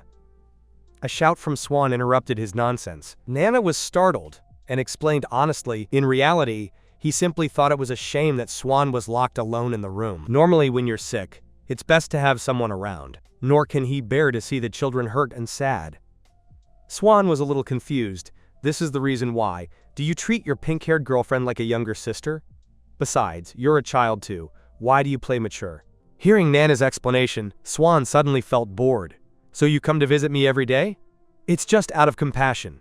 Although Nana tries to avoid that word, but the truth is, as Swan said, To avoid making the atmosphere awkward, Nana immediately asks Swan to play chess with him in a battle to the death on the board.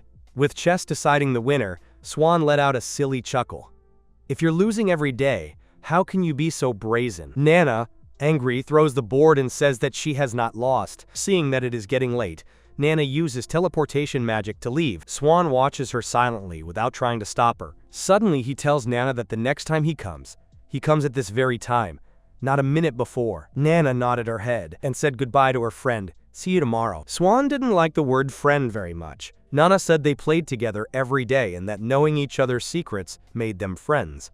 "Swan, drinking you," he replied. "I have never known you to have any secrets." Nana thought she was right. "In that case, I'll tell you one. Actually, I'm a girl."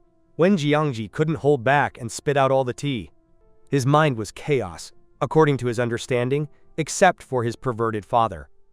All those with long hair were girls, and those with short hair were boys. After collecting his thoughts, he calmed down. Just knowing that Nana was a girl and I was a boy was enough. Without realizing it, Swan opened his heart to Nana. And thanks to Nana's company, she was able to endure the cruel mistreatment. Back then I even felt like I could handle any pain. But reality and fantasy were very different. That day, Nana teleported to Swan's room, as usual, but he found her writhing in pain on the floor. Nana hurriedly asked Swan what was wrong with him. It was the first time he had seen Swan so badly injured. Immediately he heard Swan sob, his voice trembling. "Why do I have to suffer all this? I'll kill them all." Swan fainted in front of Nana. When Swan woke up, he saw Nana sitting by his bedside. She sat up to see his wounds. "I thought she would be left with a lot of scars, but it turned out surprisingly clean." Even though Nana helped heal the wound, it shouldn't be that nothing had happened. Suddenly, he noticed the wound on Nana's shoulder. At Swan's questions, Nana was distracted. From his reaction, Swan guessed it was something he had caused. He reached out to help her heal. But Nana was startled by his gesture. With a slap of his hand, he pushed Swan's hand away, indicating that they did not need healing magic. As soon as he finished speaking, Swan was shocked. Does Nana know the true meaning of healing magic? Immediately, a memory flooded his mind. Just before losing consciousness, he confessed his feelings to Nana in a hysterical manner. He resented himself for being like a trash can, enduring the pain of others. Since no one cared whether he lived or died, why did he have to be the scapegoat for others? "I swear I would make those people experience what it feels like to be mistreated." It was then that, unintentionally, he injured Nana, and now Nana rejects her healing magic. That means the Branch family's secret has been revealed. Swan begs Nana to show him the wound before erasing her memories. Seeing that Nana flatly refuses, Swan feels as if his vileness has been discovered. Giving up, he yells at Nana. "Our family exists precisely for this purpose." So this is the reason why Swan is always covered in wounds. With Nana's wounds transferred to his soul, these disappear quickly. The healing magic of the Blanche family. It's actually a wound transfer magic. Transfer the wounds of others to themselves and use their healing power to heal themselves. Therefore, the heir of the family must be mistreated on a daily basis to improve his or her healing ability. If you want to save a patient on the brink of death, the heir must train on the brink of life and death countless times. And Swan possesses the most powerful magic the Blanche family has ever had. That's why he started training before anyone else. It seems that he was surprised to see it. Swan said he had something to ask him while he was unconscious. "Did you increase my magic?" In theory, the magical out of control should have a lot of wounds, but now it's very clean. By Nana's evasive gaze, Swan guessed the truth immediately. A while ago, Nana used Swan's magic to investigate sacred magic. Nana was speechless. Swan couldn't even tell her gender, but she was so sensitive about this. So he openly admitted that he had researched and created a magic circle that enhanced the effects of healing. He told Swan to ask if he needed it. Very happy to be able to help Swan. Longing for Nana, Swan fell into confusion. On the one hand, he was happy to have someone to confess his feelings to a friend. But on the other hand, I was afraid. He worried that the problems with the Blanche family might hurt Nana. Swan was hesitant to erase Nana's memory and take him home, but he also felt that he didn't want to. "I can only feign impatience. I advise Nana not to be so compassionate in the future, not to intrude." Seeing this, Nana was about to say goodbye. Swan didn't want her to leave like this. He pulled his head out of the blanket. He asked Nana to wait for her to fall asleep before leaving, at Nana's question. Swan showed his childlike side for the first time. I used to think that, having been born into that family, his only option was to endure. But Nana's arrival gave her the opportunity to act tenderly. Nana couldn't believe that this was the Swan she knew. Eventually, Nana was still defeated by Swan's adorable formula and decided to stay. He lay down on the bed and asked Swan how she wanted to be comforted to sleep. Swan asked for a magic stone as a price for a lullaby. However, Nana's voice made Swan doubt if his vocal cords were damaged. Not long after, Nina fell fast asleep. Swan stared at Nina's sleeping face. He reached out and gently grasped Nina's sleeve. In the end, he didn't dare to erase Nina's memories. I didn't want Nina to forget these moments they had spent together. That day, Blanche, Duke, tell Swan to get ready to go to the Wester family. Unlike his usual protests, Swan quickly agreed. Seeing this, the Duke looked at Swan silently for a moment. Did you accept so quickly? Were you waiting for me to take you? Swan soon arrived at the West's house. At that time, Nana was practicing with the sword in the training ground. Huss is sitting next to him, trying to convince Nana to come to his house. Nana tells him that Sten will be coming in a while. He looks confused. Nana explains that Sten is actually Swan Hayden. At that moment, Swan arrives in the rehearsal room. As soon as he sees Swan, Huss is hostile towards him. Why can Nana call you by a nickname? Having said this, he hugged Nana to reassert his ownership. I'm the one who gets along best with Nana. Swan, impatient, waved his hand. It's not raining, and yet he carries umbrellas every day. I'm going to rehearse with Nana. Please leave. After hearing it, Hess immediately told Nana that he disagreed. It sounds absolutely can't, because he hardly went out. Swan had no ability to judge sex. Unconsciously, he assumed that Hess, who said those words, was a man. Hess, in the old version, was petrified on the spot, standing there. He choked and asked Nana to choose between the two of them. Nana couldn't find an answer that would satisfy her, so with the excuse of going to the bathroom, she slipped away. To get an answer, hers followed close behind. Looking at their backs walking away, Swan couldn't help but smile, although he didn't like the pink hair. They had had a pretty good time during that time. Suddenly, Swan felt a prick in his neck. He touched the wound with his hand. The blood that stained his hand gave him a bad feeling. In the evening, Swan again underwent cruel training.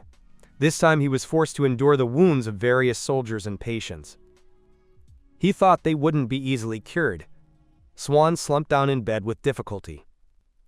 At that moment, the pain made him break out in a cold sweat. He wondered when Nana would arrive. Suddenly he remembered what Nana had told him in the morning, that he would not come today. It turned out that Nana, to keep Hess from getting angry, had agreed to go play at Hess's house. Swan didn't understand what he could do with that pink-haired fool, but Nana says that Hesse is actually very smart. She had seen Hess reading books on imperial politics, but perhaps her parents didn't like her reading. That's why Hess never told anyone. And Nana came up with the idea of giving him a gift, an eternal pen, so that he could dedicate himself to what he liked, in the hope that he could do what he really liked.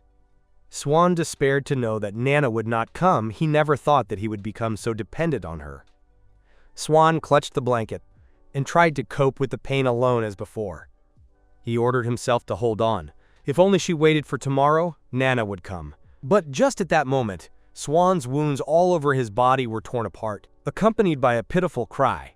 Unimaginable pain completely consumed Swan. With no time to heal, new wounds continued to grow on his skin. New and old wounds were constantly accumulating. Swan's spirit was also close to collapse. Just to think that this kind of pain will happen again, a despair and a fear without precedence, invaded his mind instantly, worried about Swan's condition. Nana said goodbye to Hesse, teleported directly to Swan's room, but what she saw left her incredulous. Swan was covered in blood. He lay motionless in a pool of blood. Nana tries to help Swan clean his wounds, but this time is different. Swan's wounds show no signs of healing. At that moment, he loses the courage to live, letting blood flow endlessly from his wounds. His voice is hoarse. He begs Nana to accede to his request. Kill me, don't make me smell anymore. Since you once said we were friends, I will not feel wronged by dying at your hands. After saying this, he sat up in bed with difficulty.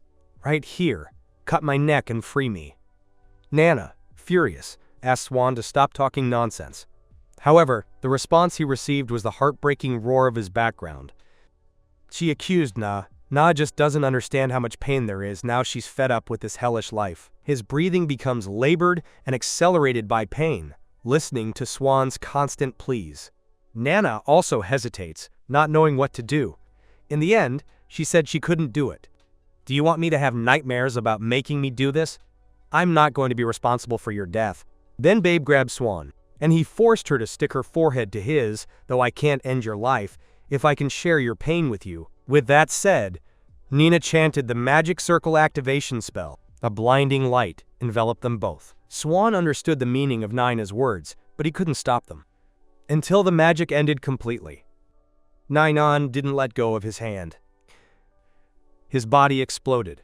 Swan's pain was gone, but he wasn't happy at all, for the damage he should have endured has now been completely transferred to Nana. Swan ordered the damage to be transferred back. Nana disagreed. She wanted to wait for Swan's magic to stabilize before making the transfer. In addition, she specially prepared a tool to regulate magic, so that she will be able to relieve her symptoms considerably. But the next instant, the magic broke in the palm of Narnia's hand. At that moment, Nana began to show visible wounds to the naked eye. Evidently, Nana greatly underestimated the pain Swan has been enduring. When she fainted in front of Swan, Swan suddenly went crazy, losing control and starting to scream. Seeing Nana lying in a pool of blood, shocked, despair, and fear constantly swirled in his mind. Now Swan could only put all his hope in his healing magic. But no matter how hard she tried, she couldn't stop Nana's wound from continuing to worsen. Seeing Nana's body gradually cooling, Swan felt for the first time in his life that he was so helpless, tears kept welling up in his eyes. If only he had the same healing ability as the Duke. Thinking of this, Swan's eyes lit up. He carried the wounded Nana and begged his father to save her. After receiving the Duke's treatment, Nana recovered from danger. He was amazed that Nana could develop a magic circle to strengthen holy magic, and even more surprised that she sought it out every night. At a signal from the Duke, Swan decided to erase Nana's memory. Although the Duke promised him that he would be able to keep the memories, erasing only those related to his ability to heal, Swan chose to delete all those that linked her to him, because he didn't want Nana to remember his scarred image, much less involve it again.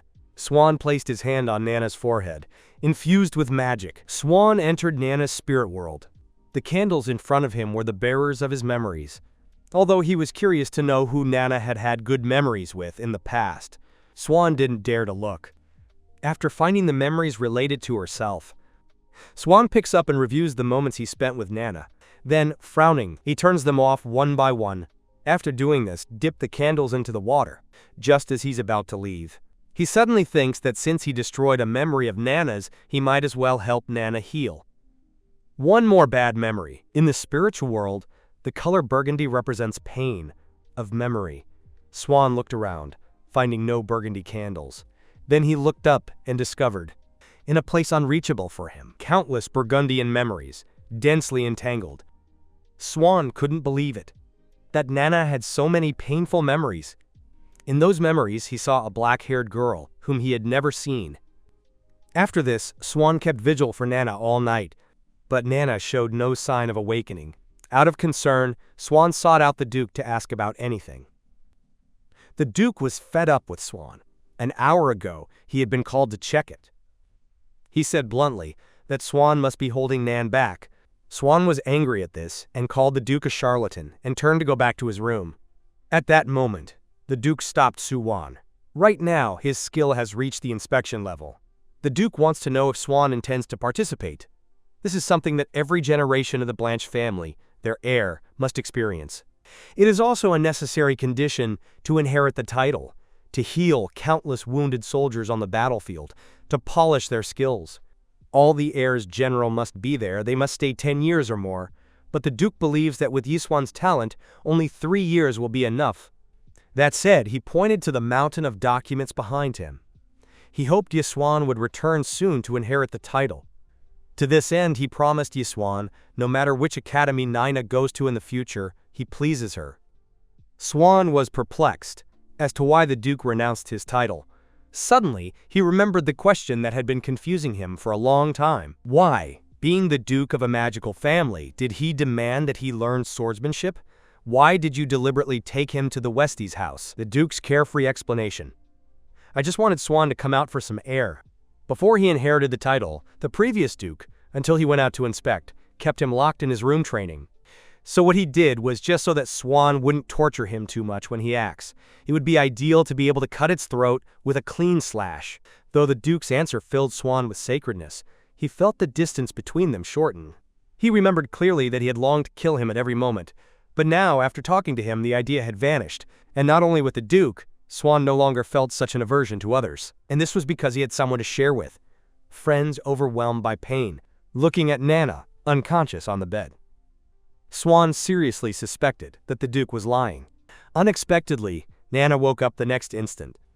At Nana's gaze, Swan felt a little bewildered.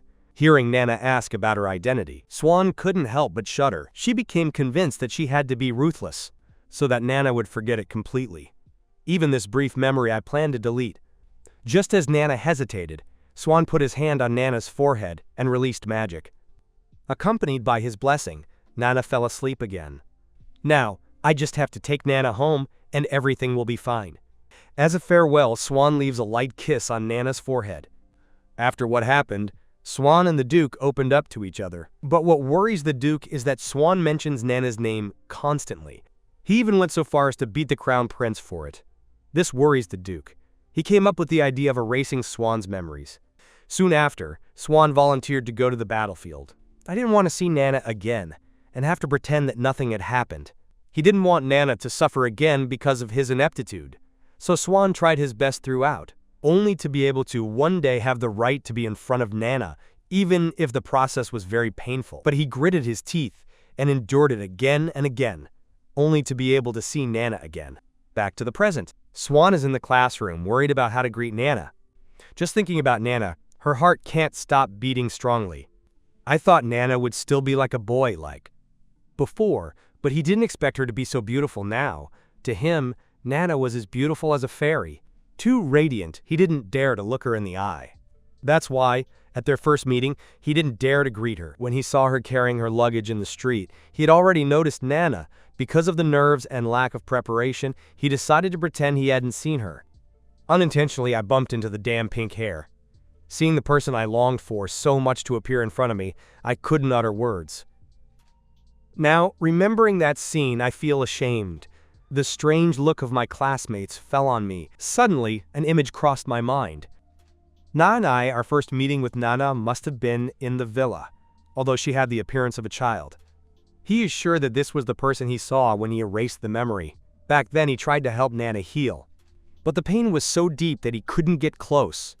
Swan speculates in his mind about the relationship between Nana and that woman. Why does Nana try so hard to appear like this if Nana is already adorable enough? He awkwardly drew a portrait of Nana on a piece of paper, when suddenly Pink Mane appeared. Interrupted in her drawing, Swan was quite annoyed. However, to his surprise, Hess did not argue with Swan. After all, from her point of view, everything about Nana is the most important thing. He commissioned Saiwan to go to the red class after finishing painting to do some personal work. I heard that guy proposed to Nana and even teased Nana by saying that she was only a boy's daughter. Swan got so angry that he broke his pencil on the spot. He unleashed his murderous instinct and threatened to let that boy know what karmic retribution means. His companions trembled with fear. Only Hess, with an impassive expression, guided Swan. And Swan was very happy. Finally, it was he who protected Nana. On returning home, Swan and the Duke played chess. It was the game Nana had patiently taught him, and he hoped that one day he would be able to play chess with Nana as before. After winning several games in a row, the Duke's face became quite unpleasant. Despite having a lot of raw work, he declared that even if he had to work late, he would win a game no matter what. However, Swan did not feel the slightest compassion for the Duke. With Swan's placement of a piece, the game was quickly decided. He got up and with his height went to get the elixir. Just because Nana looked too weak and often got sick, her wing constantly brought hunting medicines. That action left the Duke astonished. If he wants the elixir, let him take it. Why does he have to play chess with me?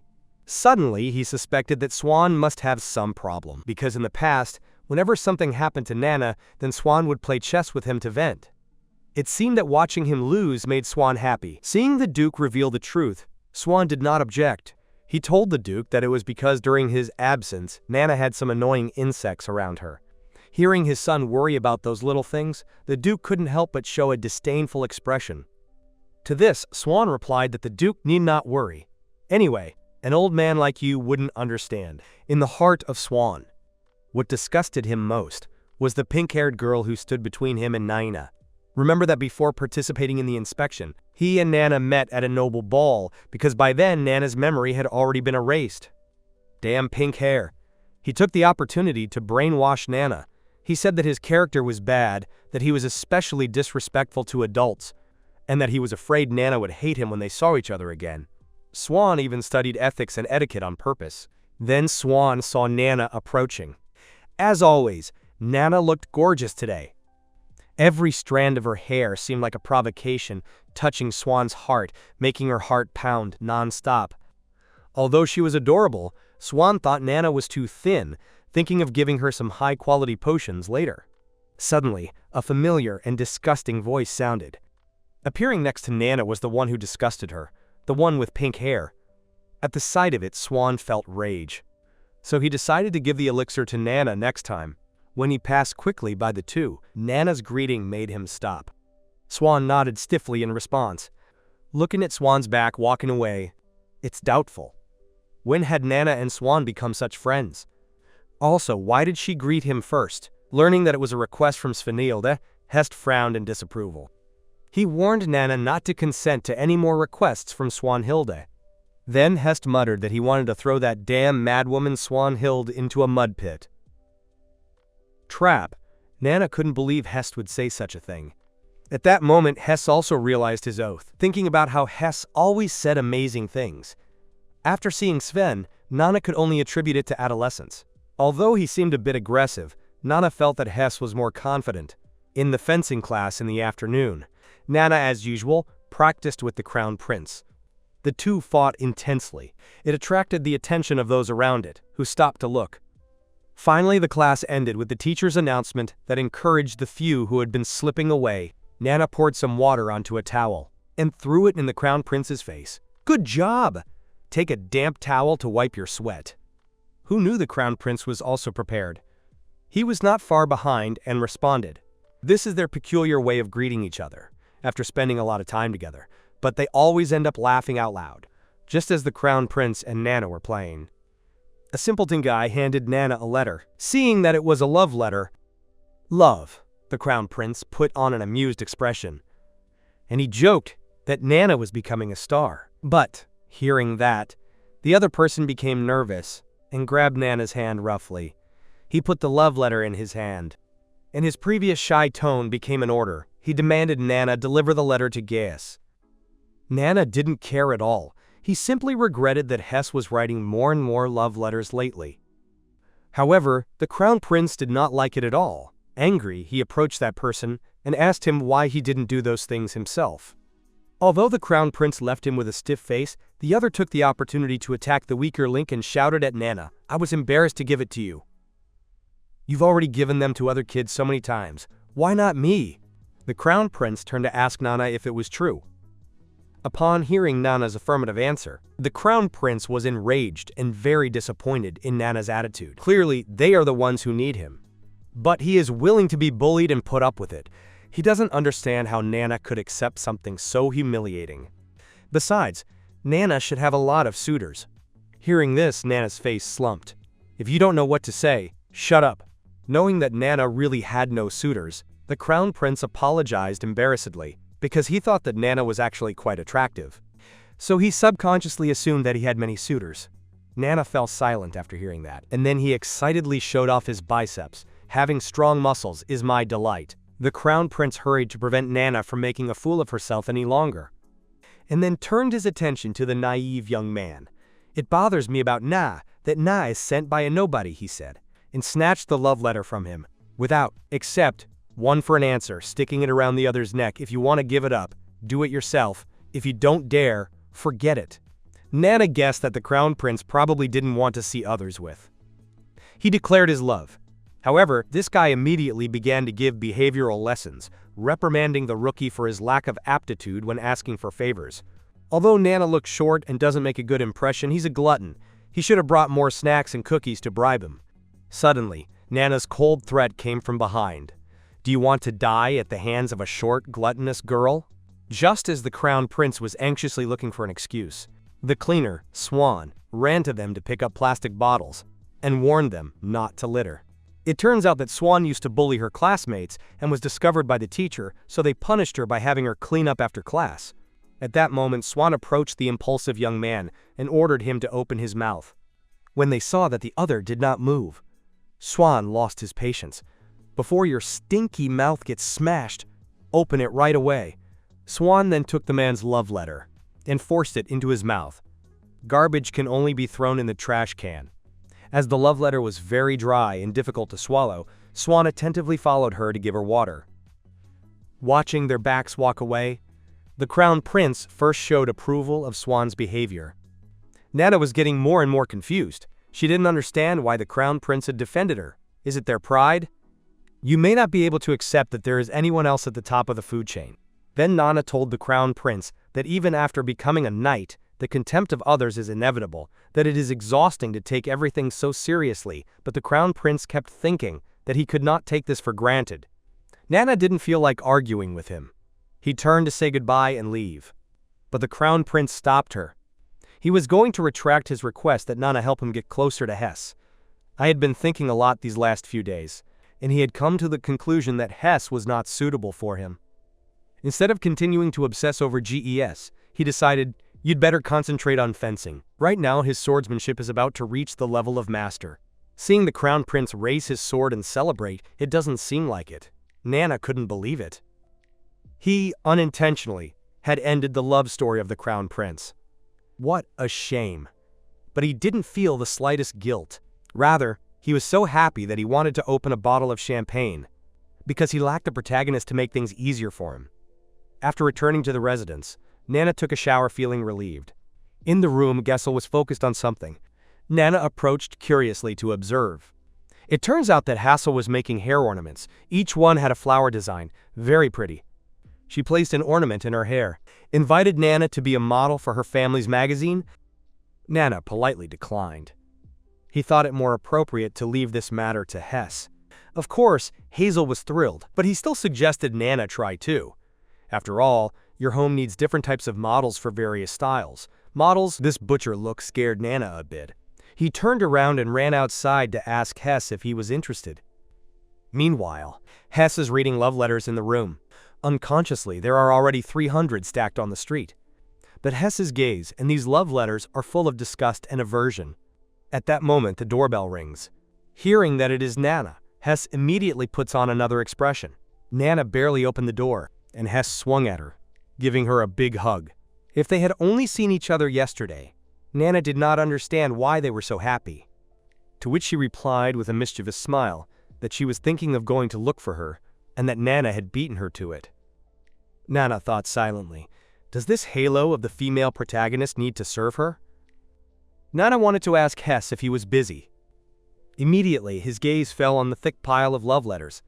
Hess apologized for keeping Nana waiting and quickly got rid of that garbage. However, Nana was quite inconsiderate. He asked Hess if he had chosen any. Hess did not answer. He picked one up at random and gave it to Nana, hoping she would read it aloud. Nana was immediately flattered. Was it something he could read just like that? Hess looked a little tired, but he was still smiling. If it was Nana, it wouldn't matter. But in Hess's expression, Nana sensed something strange. She thought the letter would be full of cheesy words of love. But he didn't expect that with just one glance, blood would rise to his head. Nana's hands trembled. I would like to destroy these wretches. Some say that it was Hess who seduced them first. Others try to bribe her with their fortune. What's worse, they insult Hess by saying that he only looks good. Nana knows that many of these love letters were given to Hess by himself. He held back his anger and advised Hess not to make a big deal out of it, and Hess's attitude seemed a bit self-destructive. Some believe it is an ornamental flower, so they want to pluck it and keep it. Nana is fuming, although Hess is as beautiful as a flower, including his brother Kari. They also compliment him like this from time to time, but who would dare to tear it off? Do you want to go rip that guy's head off? Suddenly, Hess hugs Nana. He whispers in her ear, who thought that after leaving home, this would never happen again. But now it seems that nothing has changed. Those bastards continue to disgust him as always. Hearing this, Nana felt remorse. His ideas had been too superficial. He arrogantly thought it was a good thing that Hess was very popular. I thought those suitors were like in fairy tales, pure. That led to certain scum hurting Hess's feelings. At that moment, Nana discovers that Hess has already sorted the love letters. So he asks Hess to give them to him. He says he's going to throw them away because they're dirty, but he actually plans to use any clue to arrest those bastards, as they dare to insult Hess. He doesn't have to be forgiving either, Hess thanks him. Immediately, Naina took Hess by the hand, saying that it would lead him to change his mood. He knew there was someone who could help Hess calm down. After returning to the bedroom and telling Hassel everything, he immediately showed those degenerate gestures of international friendship, greeting him and his entire family kindly. He listened to his speech full of expletives. Eventually, Hess's mood improved. Hassel then suggested fixing Hess. After all, a makeover equals a change. Humorous. In addition, she could try out her new hair accessories. Indeed, being deputy director of the beauty department, she has talent. After Hassel's arrangement, Hess looked more beautiful and attractive than ever. But not long after, they both unanimously took aim at Nana, and they made her an adorably explosive bun. Nana looked at herself in the mirror, thinking that there was nothing she could do to cheer Hess up, and he was already satisfied. After taking the photo, they decided to play in the room up to the median. Night. The next morning, Hess hurried to class. Meanwhile, Hassel woke Nana up. In a hurry, Hassel simply took off his sheets. The result of the scene scared him instantly. At that time, Nana was still confused. With a head of broccoli, she angrily heads into the classroom. Colleagues can't help but laugh when they see her on the road. It turns out that Hassel used fixing magic last night because Nana's hair was too fluffy. Nana feels like she wants to die. Unexpectedly, at that moment, he bumps into someone. And it turns out it's Eve. As soon as she sees her, she flatters her. Her hair is super adorable. And then, like a dog, she gave Nana a hug. Nana didn't understand why at that moment she would meet a crazy woman from higher grades. At this, Eve unceremoniously admitted that she missed Nana and also that she was very lucky, or else I would miss this cute little thing. She asks Nana to keep this hairstyle forever. Nana is speechless. He tells him to get out quickly. Fortunately, Swan shows up in time to save her. He clearly warned Eve that he won't bother her anymore, and she still doesn't regret it. Then Swan drew his gun decisively and threatened to teach him a lesson. Eve. Terrified by his threat, Eve began to sweat hard. Cold, the two began a chase in front of everyone. Nana had already gone through enough embarrassment for today. Thinking that no one was paying attention to him, he took the opportunity to run back to the classroom. But as soon as he turned around, he met Crown Prince Hikori. Caught. The Crown Prince's unbridled laughter resounded. Through the sky, even Swan trembled, holding back his laughter. Seeing Nana's hair so fluffy that it looked like a magic bag, the Crown Prince gave her a chocolate to eat in class. But it ended up falling into her hair. He disappeared without a trace. Seeing this, the Crown Prince laughed even louder, while Nana, full of shame and anger, used a hospital blanket as a cover. In the afternoon, Nana found a space to wash her hair. He finally returned to normal. Thinking of the Crown Prince's taunts that morning, Nana decided to get revenge on him in fencing class. However, just as he was preparing to leave the locker room, she inadvertently listened to other girls denigrate Hester, saying that she was a slut who was dedicated to seducing men. In what era do we live that he continues to defend the 3 obediences and the 4 virtues? That one just has a pretty face, but it doesn't really have a brain. The criticism, increasingly excessive, made Nana frown. Suddenly, a loud noise interrupted the discussion. It turns out that Nana was the one who kicked the closet, coldly asked them what they were talking about. Looking carefully, 2 of them were the comrades, whom Nana had helped in the last exam. Nana's appearance made them nervous and restless. They explained in a low voice that they were not speaking ill of her. Of course Nana knows this. Do you want to know who said Hess is just an ornament? What does it matter to you if it is an ornament or not? Wen Yan and the others back away. They direct their gaze to the hairy man in front. At that moment, Nana raises her voice and asks again in a stern voice who it was. The 2 who remain are about to cry in fear for Nana. The purple-haired boy, the cause of it all, finally intervened. He asked Nana impatiently, "What does this have to do with you? I haven't said anything bad about you." Besides, even if Hess heard it, he wouldn't care. After all, he thinks he's right. It is clear that Hess has no brain. Before he finished speaking, Nana grabbed his shirt collar. "It looks like you've used your brain, despite being a small potato of 1.50 meters. But Nana's impetus at that moment honestly made Samao afraid. He, laughing silly, asked Samao, "Are you smarter than him?" Samao's pride seemed wounded. Angry and embarrassed, he forcefully freed himself from his fingers and reprimanded her. "It seems that he is also mentally unstable. I thought you were a good person. I didn't expect you to be crazier than Hess. No wonder you're always with him. They make a perfect match." What Nana said to Samao seemed confusing. To him it sounded more like a compliment. "It's so ugly. What merit does he have to be compared to Hess?" So she thanked Samao in a very humbling way. Meanwhile, the crown prince had already changed his clothes. He is surprised that it is almost time for class. Why hasn't Nina come out yet? Actually, I wanted to annoy that broccoli a little more. At that moment, there was a sudden uproar in the locker room. Soon, the gossipy students gathered, because from the noise you could tell that it was a fight. Seeing this, the crown prince immediately ordered some to look for the master. Finally, the matter came to an end. The crown prince held back his laughter at the sight of Nana and brought her a blanket from the apartment to cover. It turns out that during the fight, the purple-haired man attacked by surprise and pulled a lock of Nana's hair from the root. Now you can even see the scalp exposed. Although Nana felt very good after avenging Hess, her scalp also got very cold. After thinking about it, Nana decides to quickly investigate a spell to grow hair. Nana was punished with house arrest in the bedroom in the afternoon. Bored, she sat on the bed lost in thought. He thought Hess would go back to the bedroom after lunch, and he decided to go and see. He arrived in the room and found that the door was not locked. In addition, his backpack and uniform were there. He must have been back by now. Hess is usually very clean, but now he ran away without even folding his uniform.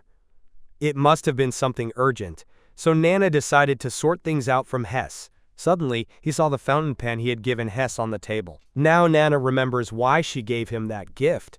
As a child, Nana was invited to play at Hess's house. Her room was decorated like a princess's, while Hess was called by his mother to speak. Nana found by chance some books hidden under the table. They were all about history and imperial politics, books that children could not understand. At first, Nana also suspected that Hess was reading them, until later he saw the ideas that Hess wrote in his notebook, which confirms that it was him. Like this secret diary in front of me. From then on, Nana knew Hess's true face.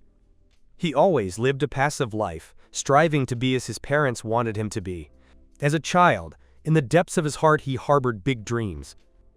To cheer Hess up, Nana decided to give him this graphic-style pen.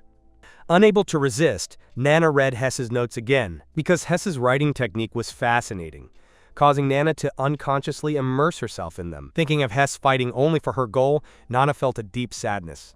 I couldn't imagine how repressed Hess must have lived. He had such a brilliant and intelligent mind, but his talent was limited to this notebook. At that moment, loud footsteps echoed behind the door. Nana looked around quickly, looking for a place to hide. Outside, Hess was cursing himself, insulting the girls who bothered Nana this morning, threatening to shave their heads and send them to a convent. If he couldn't do it alone, he would have no problem asking the annoying Swan to do the dirty work. Just as Hess was triumphantly returning with a few strands of hair, he suddenly noticed Nana in the corner. He saw Nana waving awkwardly at him. Hess was instantly very scared. Then, with great affection, Hess applied medicine to Nana's head. As he applied the medicine, he asked if it hurt. Nana was left with scars. That made Hess unable to forgive Samao. Even if Nana said it was fine, it didn't matter. Nana was already used to this. From a young age, no matter what happened, this was always on her side, and she never thought Nana could be wrong. Suddenly, this timidly asked Nana to forget what she had just said.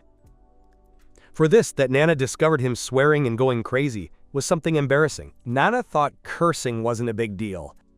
Hess kept muttering excuses. He said that just because he heard that Nana had been insulted and hurt, he subconsciously said those things. Nana stood thoughtfully, staring at Hess's elusive gaze. Nana sank into thought. You say that at that moment it wasn't you, so how do you think you should have been? The sharp question made Hess's heart shudder. He babbles without being able to articulate a word. His gaze becomes hesitant. Seeing this, Nana decides not to push him anymore. He simply lies down in bed, saying that he needs a good night's sleep before the teacher takes roll call. He then pats the empty space next to him, signaling guests to lie down as well. Since 0.1 seconds later, Hess agreed. He kept moving slowly towards Nana. She was staring at her, which made Nana unable to sleep, but Nana only felt that she was adorable. From a very young age I felt that, wherever I went. Hess kept pulling her by the corner of her clothes. Many people therefore treated her as her brother. Come to think of it, I was already pretending that back then. Nana didn't want them to dare to show themselves as they really were by the looks of others, and she couldn't always defend him either. Nana reached out and stroked Issa's hair, and then pinched Hess's cheeks. You should know that I have always considered you to be my family. What kind of person do you think I am? Hess replied without hesitation that he envied Nana very much. Because Nana is very capable. It helps her no matter what. However, Hess's praise made Nana feel embarrassed. Actually, she wasn't as perfect as she had imagined. He also used to make chilling decisions. Now Hess's dependence was putting a lot of pressure on Nana. If it continued like this, Hess's growth would stagnate. When Nana said that she hoped Hess wouldn't be so dependent on her in the future, G's expression suddenly turned to panic, confused as to why she said such things suddenly. However, this time Nana's attitude was unusually firm. He told Hess that he couldn't make his dream come true, because fundamentally their objectives will be different. Although Nana tried very hard, she doesn't really have any ambitions. His greatest desire is to enter the Order of Royal Knights and live his retirement peacefully. But Hess is different, although apparently he only wants to dedicate himself to his family. But Nana knows. He has always longed for a power capable of shaking the sky, and Hess doesn't deny it, but he wondered how Nana knew. Nana vaguely attributed the responsibility to her intuition. After all, he couldn't say that he had spied on Hess's notes, and that he had seen his concern for the future of the Empire, and how he had meticulously planned strategies for improvement. Seeing that Hess continued to look on in confusion and bewilderment, Nana had no choice but to pluck up the courage and show Hess her selfishness. I can't always help you. Before you think I've betrayed you, go find your own dreams. Wen-yan, Heiston, felt the sky fall on him. He clung to the blanket, suppressing his emotions, but he could not control himself. Tears kept flowing from his eyes. If it wasn't, he would feel scared. Can't you be childish forever? Even if you ask me, I have nothing to say. It's your own choice. Actually, Nana says these cruel words so that Hess can find his own way in life in the future. Hess hasn't figured it out yet. His aspirations go far beyond what he can achieve with his current endeavor. Nana takes the writer's fountain pen, and it is given to Hess. I gave you this pen to cheer you up, now I'll give it to you again. The moment the pen reaches Hess's hands, Hess regained the ambition and fighting spirit he had longed for. Seeing that it was too late, Nana prepared to say goodbye and leave. Before leaving, he told Hess, I'm a person who needs a lot of help, and sometimes I want to find someone to lean on. I hope that person is you. As soon as he finished speaking, Hess's eyes filled with emotion. He confirmed to Nana in disbelief. To Hess's question, Nana replied affirmatively with a smile. After closing the door, Nana sighed in relief. Although it was a desperate measure, she actually said heartbreaking words to Hess. He just hopes Hess can understand his intentions. At that moment, Hess had the pen. In her mind, she remembers when Nana gave her the pen as a child, and her encouragement. She holds it like a treasure, and, without realizing it, tears flow from his eyes again. But this time, the tears are clearer and brighter than ever. The next day, in the locker room, the news that he faced 3 at once spreads like wildfire, and thus he became a popular figure in the academy. But Naina didn't guess the reason why everyone was talking about him. She thought it was Hazel, the one who had made her a hairstyle too strange. Yesterday, he occupied himself appeasing Hess. Nina, in a hurry, had grown her hair with magic. At this time, the Crown Prince called Nana and greeted her. He teased Nana's hair, saying that it looked like a cockfight. Nana first greeted Corey politely, and then turned to question the Crown Prince. What does cockfighting mean? He, with contained anger, advised Nana to be more careful. Even if you are out of tune, people make fun of you by saying that you have an explosive hairstyle like broccoli. But even if you feel wronged, you shouldn't fight at school and act like a bully. With that behavior, I don't think you have the qualities necessary to join the royal guard. Nana looked at the crown prince with an expression of disbelief, urging him to leave immediately. After listening to her, the crown prince said goodbye without further ado. Nana is angered by the prince's taunts. Why did they treat her like a bad person? Just then, a candy approaches Nana. Corey offers her the candy to comfort her so that she doesn't pay attention to others. He believes that Nana would not do anything by abusing her power. Nana takes it. He thanks Corey for the candy. I thought that, in the end, Corey was good to him. Both agreed to meet again at the club. That said, Nana thinks it's not wrong to be called a school bully. Although those three are also fencing, their training volume cannot be compared to Nana.no can be compared to Nana's. When the purple man pounced, Nana couldn't help it, and she also finished off the other two. But being an adolescent, she cannot control her emotions. It looks normal, I guess it's because the Black Rock dragon inside is restless. Suddenly, Nana realizes that she is in the middle of a crowd. Enraged, he placed all the blame on the crown prince. Back in the classroom, Nana watched cautiously from the doorway. He wondered if Hess would break down and not come to class, but the scene she saw left Nana stunned. The three girls from yesterday were apologizing to Guess. He wondered how Hess had done it. With the personality of that purple-haired boy, he wouldn't easily retract. Luckily, it seemed that everything was resolved.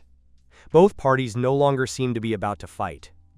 Nana walked into the classroom and greeted Hess. Seeing that it was Nana, Hess immediately replied with a smile. Her condition caused Nana's worry to dissipate little by little. At that moment, Nana noticed that the three people were missing a lock of hair on their heads.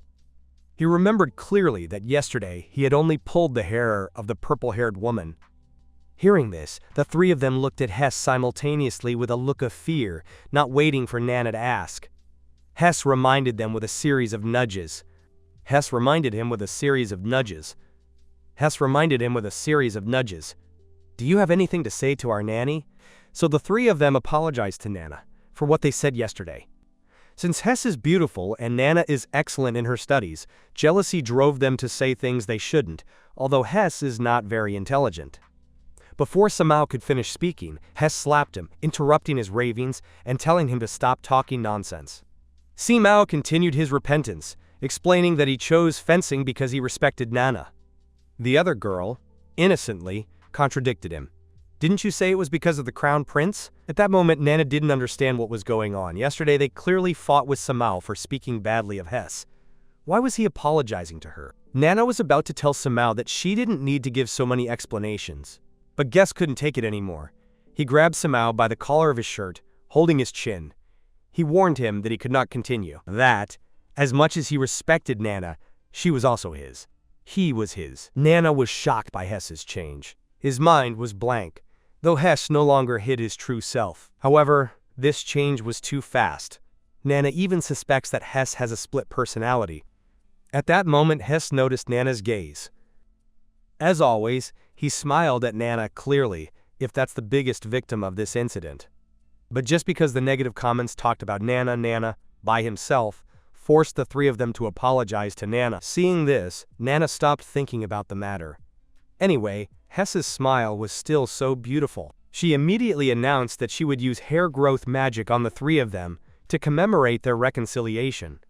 Nana was about to cast the spell when the companions around her, already fed up with her uproar, began to complain.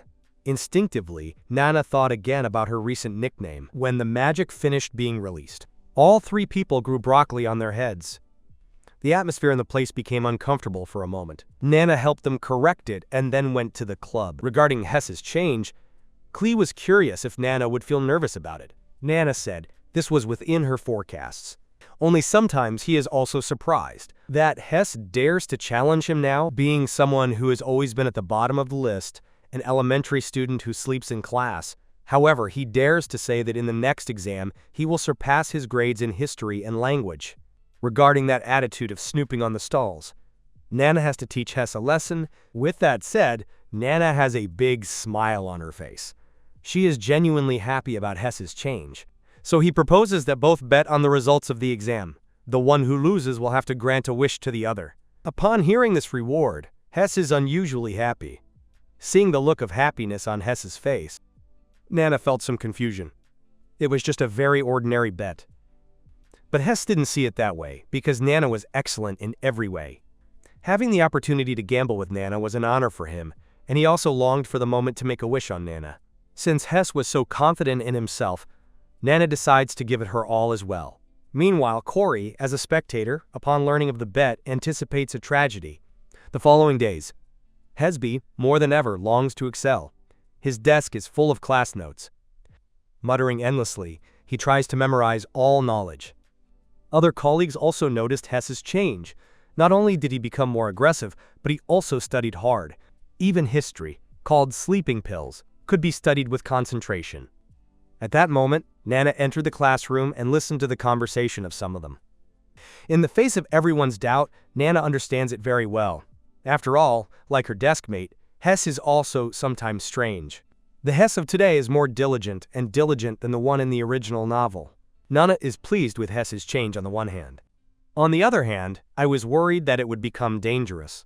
So Nana suggested to Hess that he not study so much, that he go out more and relax.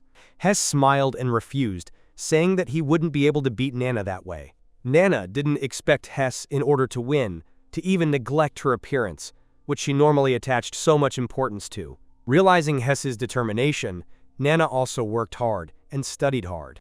Afterwards, the two of them would walk down the street reading. While they ate, they also read. Even at night, while they were washing, they kept reading. Finally, Nana tried so hard that she ended up bleeding from her nose. At that moment, in the library, Corey saw Hess and Nana's faces and advised them to rest for a day. Both had very marked dark circles under their eyes, and their hair was also a mess. But still, Nana kept saying that she was fine, so that both would realize the seriousness of the problem. Claw took out a ruler and put it in the box. Kara said she was going to measure the size of her dark circles. After measuring, Hess's dark circles measured 4 centimeters, while Nana's were 3.45 centimeters.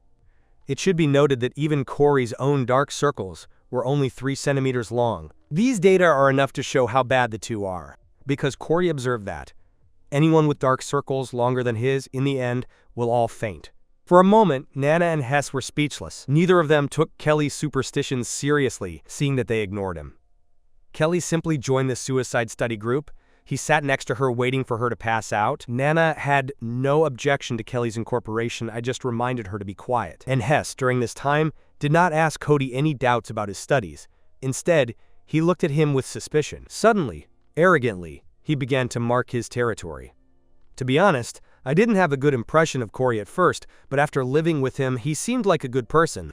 Carrie pondered the meaning of the phrase. The next moment, Hess stared at Carrie, telling her that he was the one who had the closest relationship with him. Lullaby. Carrie did not immediately reply. After pondering for a moment, he showed the earring in his ear. See?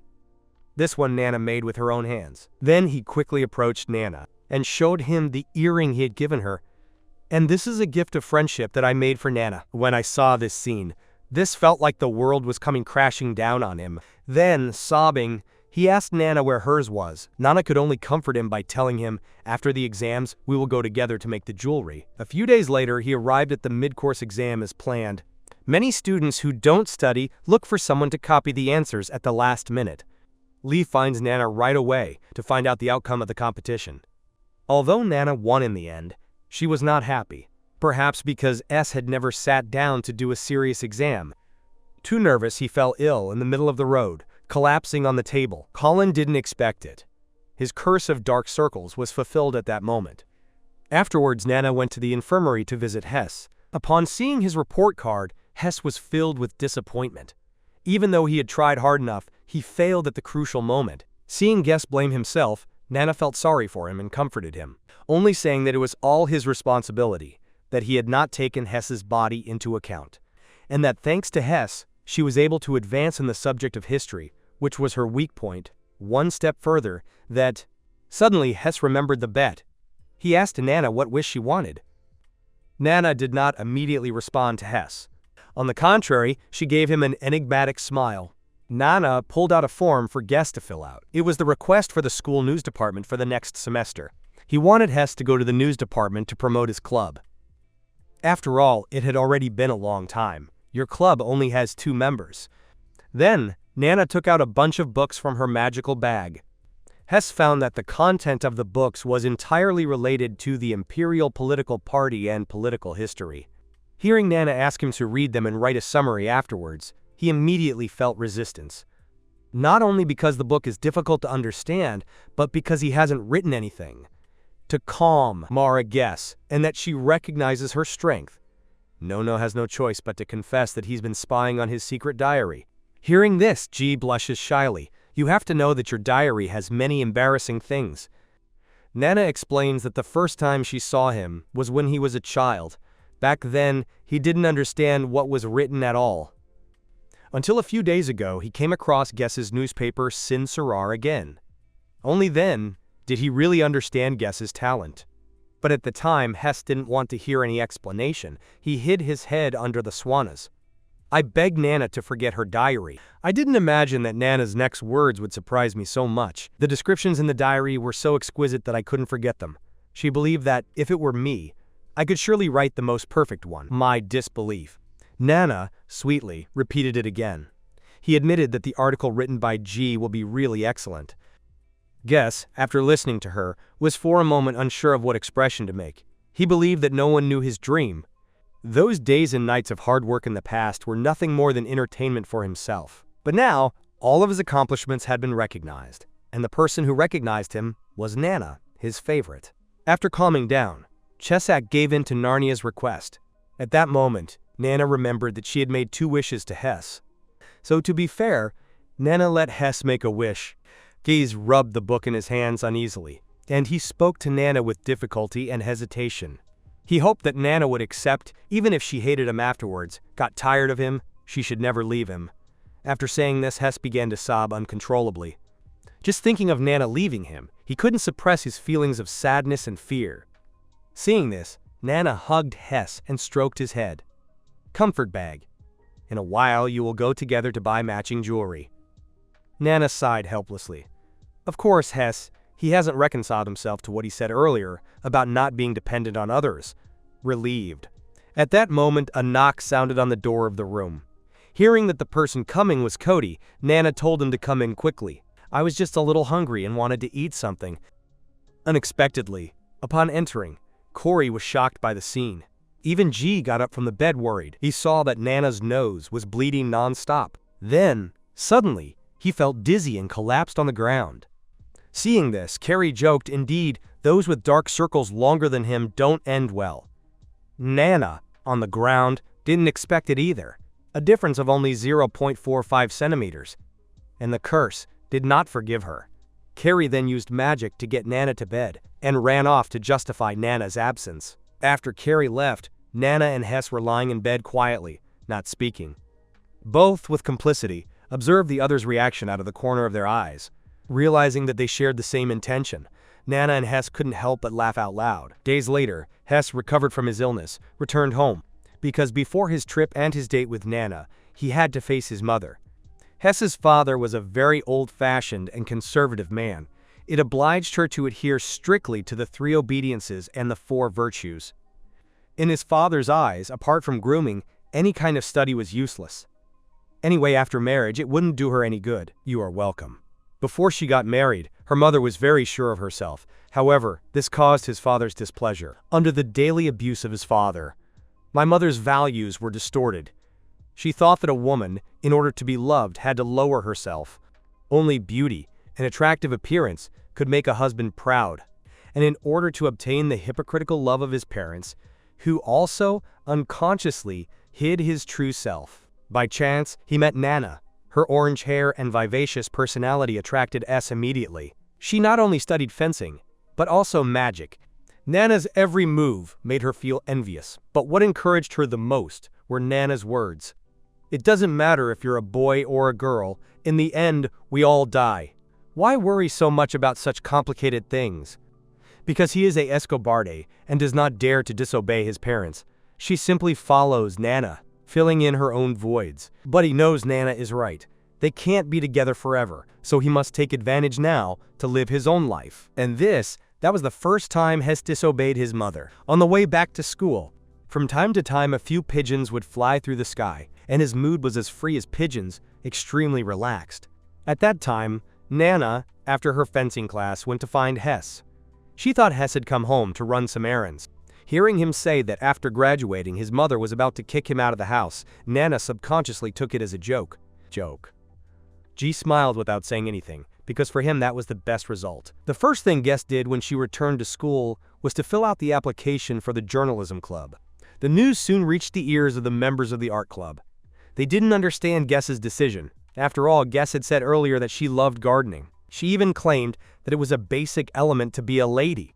How is it possible that he is now leaving just like that, in the face of questions from both of them, who simply explained that he was not very suitable for gardening?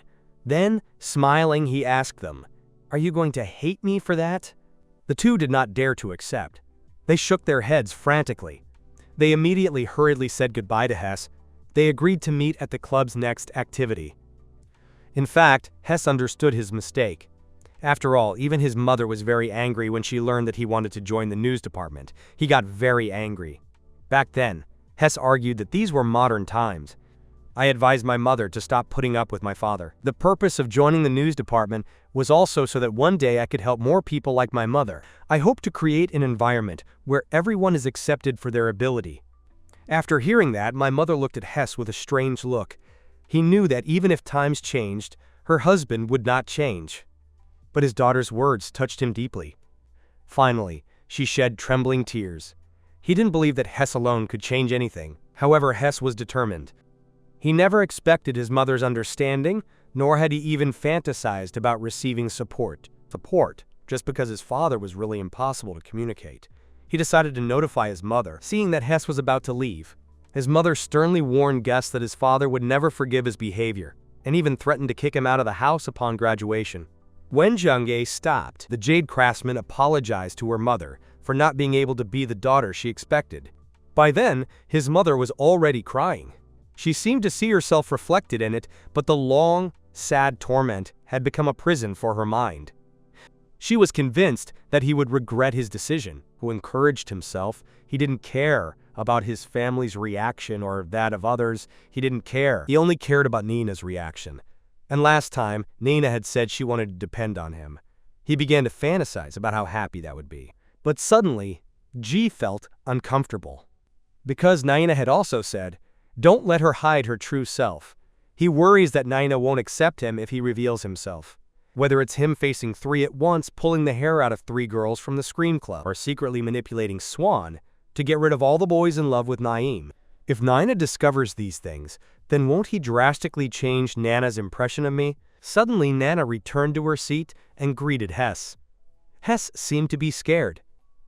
Nana thought it was because of nerves, so he smiled and comforted Guess so that he wouldn't feel so pressured, or it would be even harder for him to write.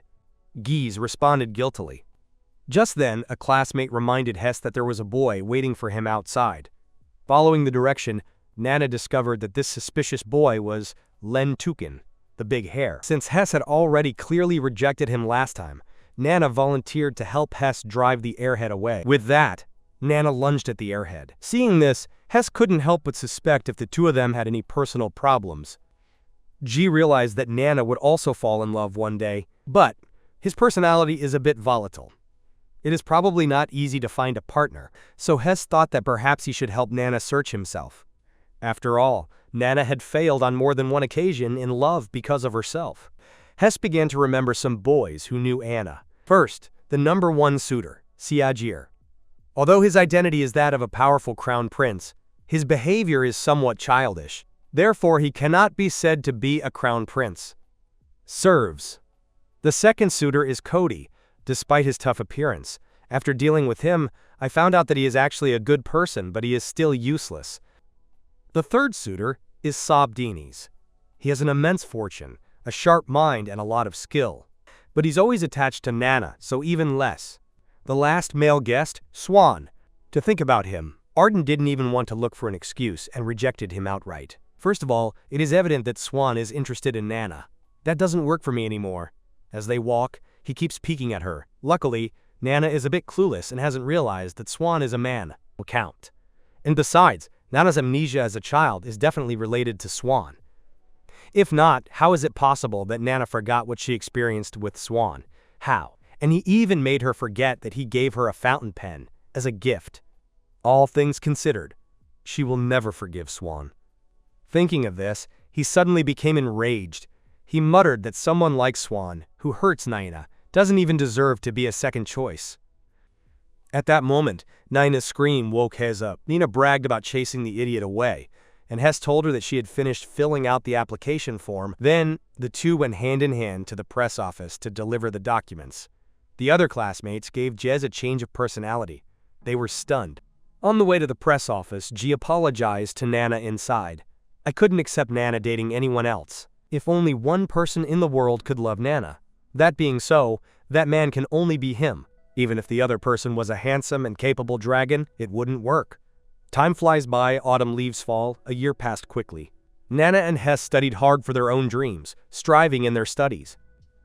During the holidays, my brother Kari, without realizing it, had also grown up. And now, the third quarter is about to end. On the way, a colleague lamented, "It's really hard for ordinary people to improve their grades. Not like some child prodigies who get the top spot effortlessly." Suddenly, they were both startled by the person who appeared in front of them, because the person they had just talked about was none other than Slimy, the #1 in the class, during the time that he was in the school newspaper. Thanks to his excellent writing skills, he gained the appreciation of many students. Several teachers also began funding ES articles with increasing attention. ES articles have a great influence on school. If he emphasizes the problem of hygiene in the bathrooms, then the school will hire someone to clean them. If he mentions the problem of student misbehavior, then problem students like SBA will be punished with cleanliness. Now Guess appears. Thus he became the most powerful spokesman for the students. He did everything he could to improve the school environment and atmosphere, and never abused his power, except to occasionally mess with Esben and to put Nana on the cover of the school magazine in. At that moment, Nana, seeing herself in the newspaper, trembled with emotion. These photos, not even she knows where they came from. Although Nana is proud of Hes's growth speed, that doesn't mean she'll tolerate this behavior. Because from Nana's point of view, these are just doodles. What is this about the great poet of horror, double agent of the Variable Equations Club and the Magic Circles Club? Anyway, once the school magazine comes out, the first position on the cover, the best, will definitely be Nana. Between embarrassment and indignation, Nana assumed that someone must have passed information to Hes. She alone could not write so much content. Suddenly, the conversations around her made Nana jump. She heard the voices of the Crown Prince and Kaur. Nana crept behind a flower pot. Corey, with his height, took 6 newspapers at once. The Crown Prince was intrigued by the reason for asking so much.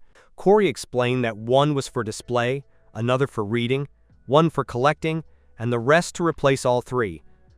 At that moment, Carrie discovers that the Crown Prince also bought several, and its purpose is even stranger. One to read, the other to make fun of Nana. And the last one he hides to prevent Nana from taking it from him. The Crown Prince then proudly tells Carrie that the next special report on Nana was written by him, who will help edit it. After polishing it a bit, it will be published in the newspaper. 5. Nani is speechless with him. As Crown Prince, he has nothing to do all day, doing this kind of thing. What infuriates him the most is that the Crown Prince wrote a lot in the text, praising his rainbow skin, ending with a text called, "Finally, Nani couldn't take it anymore, and got up, preparing to arrest these 2 culprits who embarrassed him. He threatened them to hand over the newspapers to him to burn." Seeing this, the Crown Prince and Kuri quickly fled. One was very fast, the other teleported, making it impossible for Nina to reach them. Just then, the third suspect, Eve, made her entrance. He appeared with a brisk step. He said he had already signed the Nat's exclusivity contract. Before Nana could reprimand Eve, the contract in her hands suddenly disappeared. Swan, furious, appeared with the contract in her mouth and asked Eve who had authorized the exclusive sale. Then, both began to fight for the contract. Nana didn't understand the way these people thought at all. Physically and mentally exhausted, she decided to go to the store to buy something. After the afternoon eskrima class, Nana wanted to go straight back to her bedroom to change her clothes. But how his legs hurt. First he sat down in a chair to rest. At that moment, Nana felt somewhat annoyed. It turns out that, today, the Royal Guard had published the recruitment announcement. But Nana could not take the exam because she was not old enough. Suddenly, he heard someone talking to him. When he looked up, he saw that it was his little brother, Kari. She was now a freshman at O'Brien Academy. To her adorable younger brother, Nana felt that the tiredness of the day had completely dissipated. Kari told her sister, "Show her dissatisfaction with my sister's attitude, who always behaves like a child." At that time, Swan seems to be practicing magic with a partner, although anyone with 2 fingers of forehead knows that Swan is bullying the other. Nana is more curious about how Kari and Swan met. Callie explained that Swan had helped her many times, including the last time her roommate forced her to fold the blanket. Swan helped him get out of the way. At this point, they both fell silent. Just by thinking about it, everyone knew how Swan had helped him. Callie then added that all his classmates envied him, because not only is he Swan, but even Crown Prince Corey and Eeps often help him. Nana had doubts in her heart. Why would these people do such a thing? After pondering for a while, he attributed the reason to Kali's cuteness. Afterwards, Nana asked about Kali's grades. Hearing this, Kali became a little discouraged. He was born with no sensitivity to magic, and his body is not good enough to overtrain. Nana hurriedly comforted Kari, saying that she is smart. In this society, theoretical knowledge is more important. But Kari is still depressed. Nana knows that at her age, craving magic and swordsmanship is understandable. So he asked Kari, if you could choose between eskrima and magic, which one would you choose? Watching in the distance, as Svade scolded the others, Kari chose magic, without hesitation. Nana was curious about the reason for her choice. Kari explained that she longed to fly through the air using magic. Once, the senior Craig used a levitation spell on him, so he hoped to have the opportunity in the future, to be able to fly anywhere he wanted. Nana kept Kari's wish a secret in her heart. At night, Nana worked overtime to finish the job, as long as Kari can fulfill her wish. Their hard work is nothing. Finally, thanks to Nana's effort, a magical flight accessory in the shape of a broom was born. To check if the broom could fly, Nana went to a clear field to test her functions. Actually, Nana found out, in the afternoon through a conversation with Kari, that his choice of magic was just an excuse. What I really wanted was to fly. It was a coincidence that Nana had also longed in the past for flying witches. Broomstick flying. So he made it like there was in his previous life, so he made this accessory. When he put in the magic that Kelly gave him, the broom was successfully lit. Nana climbed onto the slowly rising broom. He didn't wait 2 seconds before losing his balance. Obviously, this contraption requires a lot of practice to master. After countless losses of equilibrium, Nana decides to give Kari some balancing magic. At this point, your brain is also a bit congested. Fortunately, through effort, Nana manages to master her balance. The view from the sky is even more impressive than Nana imagined. Overjoyed, Nana thinks about bringing guests next time. Nana then prepares to practice forward and backward. Suddenly, a gust of wind hits her. The broom under it loses control. Nana gets a little dizzy from the wind. To escape the gust, Nana increased the power of the scheme. In an instant, the broom shot out at incredible speed. She was about to crash into the male student dormitory. Nana had no choice but to get into one of the rooms. Finally, the broom stopped when it hit the wall. Luckily, Nana avoided the damage with magic at the crucial moment. At that moment, Ed and Swan's worried voices came from behind. The two hurried to check Nana's wound. Nana explained that it was nothing serious, she had just accidentally bitten her tongue and had bled a little. Seeing this, ID immediately ordered Swan to heal Nana. Swan was annoyed to hear her. He didn't need me to tell him. Besides, ID was getting in the way. Could you go? So Ed and Swan, one after the other, began to argue. The noise of the two attracted the attention of the concierge. A few approaching footsteps made everyone realize the danger, because, according to the rules of the school, girls who enter the boys' residence will be expelled. Fortunately, and he reacted quickly, under your instructions. Swan took a blanket and covered Nath. Anna. When the concierge opened the door, the scene he saw left him stunned. These two incompatible students were now embracing. Swan and Eve explained they had simply had a little argument. We embrace each other in this way to strengthen our friendship, to reconcile us. Naina, caught between the two, can't breathe. Seeing that the janitor was still in doubt, Eve and Swan had to swallow their pride and act enthusiastically. If he is wrong, how could we really fight? At that moment, an answer arose in my mind. I was so shocked, I couldn't even hold the notebook in my hands. At that moment, the janitor noticed the broom on the wall. Swan explained that it was the senior student's collection, IPs, who said he liked to clean. I couldn't take it anymore. I squeezed Ibs' arm so tightly that I almost broke it. Before leaving, the dormitory attendant gave them a disapproving look as she warned them, whatever you fight, but must your brains be okay? No. Upon hearing this question, Swan's killing intent spread instantly, frightening the manager, who hurriedly took her leave. After the attendant leaves, Naina comes out of the swanas to breathe. Although Nina explained that it was because of a dispute, she entered the room with a broom. IR interpreted it as Nina missing him too much. That's why he broke into his room in the middle of the night. Instantly, Swan kicks the clothes into the air, warning the clothes not to touch our Naina with dirty hands. Watch out, or I'll cut off your hands. Since I can't touch it, I recommended Nana to go back quickly. If we are caught, not only will we be punished, but there will also be many other negative consequences. But in the state in which the broom is, it is evident that it cannot be mounted. So I asked Svank to use teleportation magic to send Nana back. Swan shows his bracelet in apology, indicating that he cannot do so.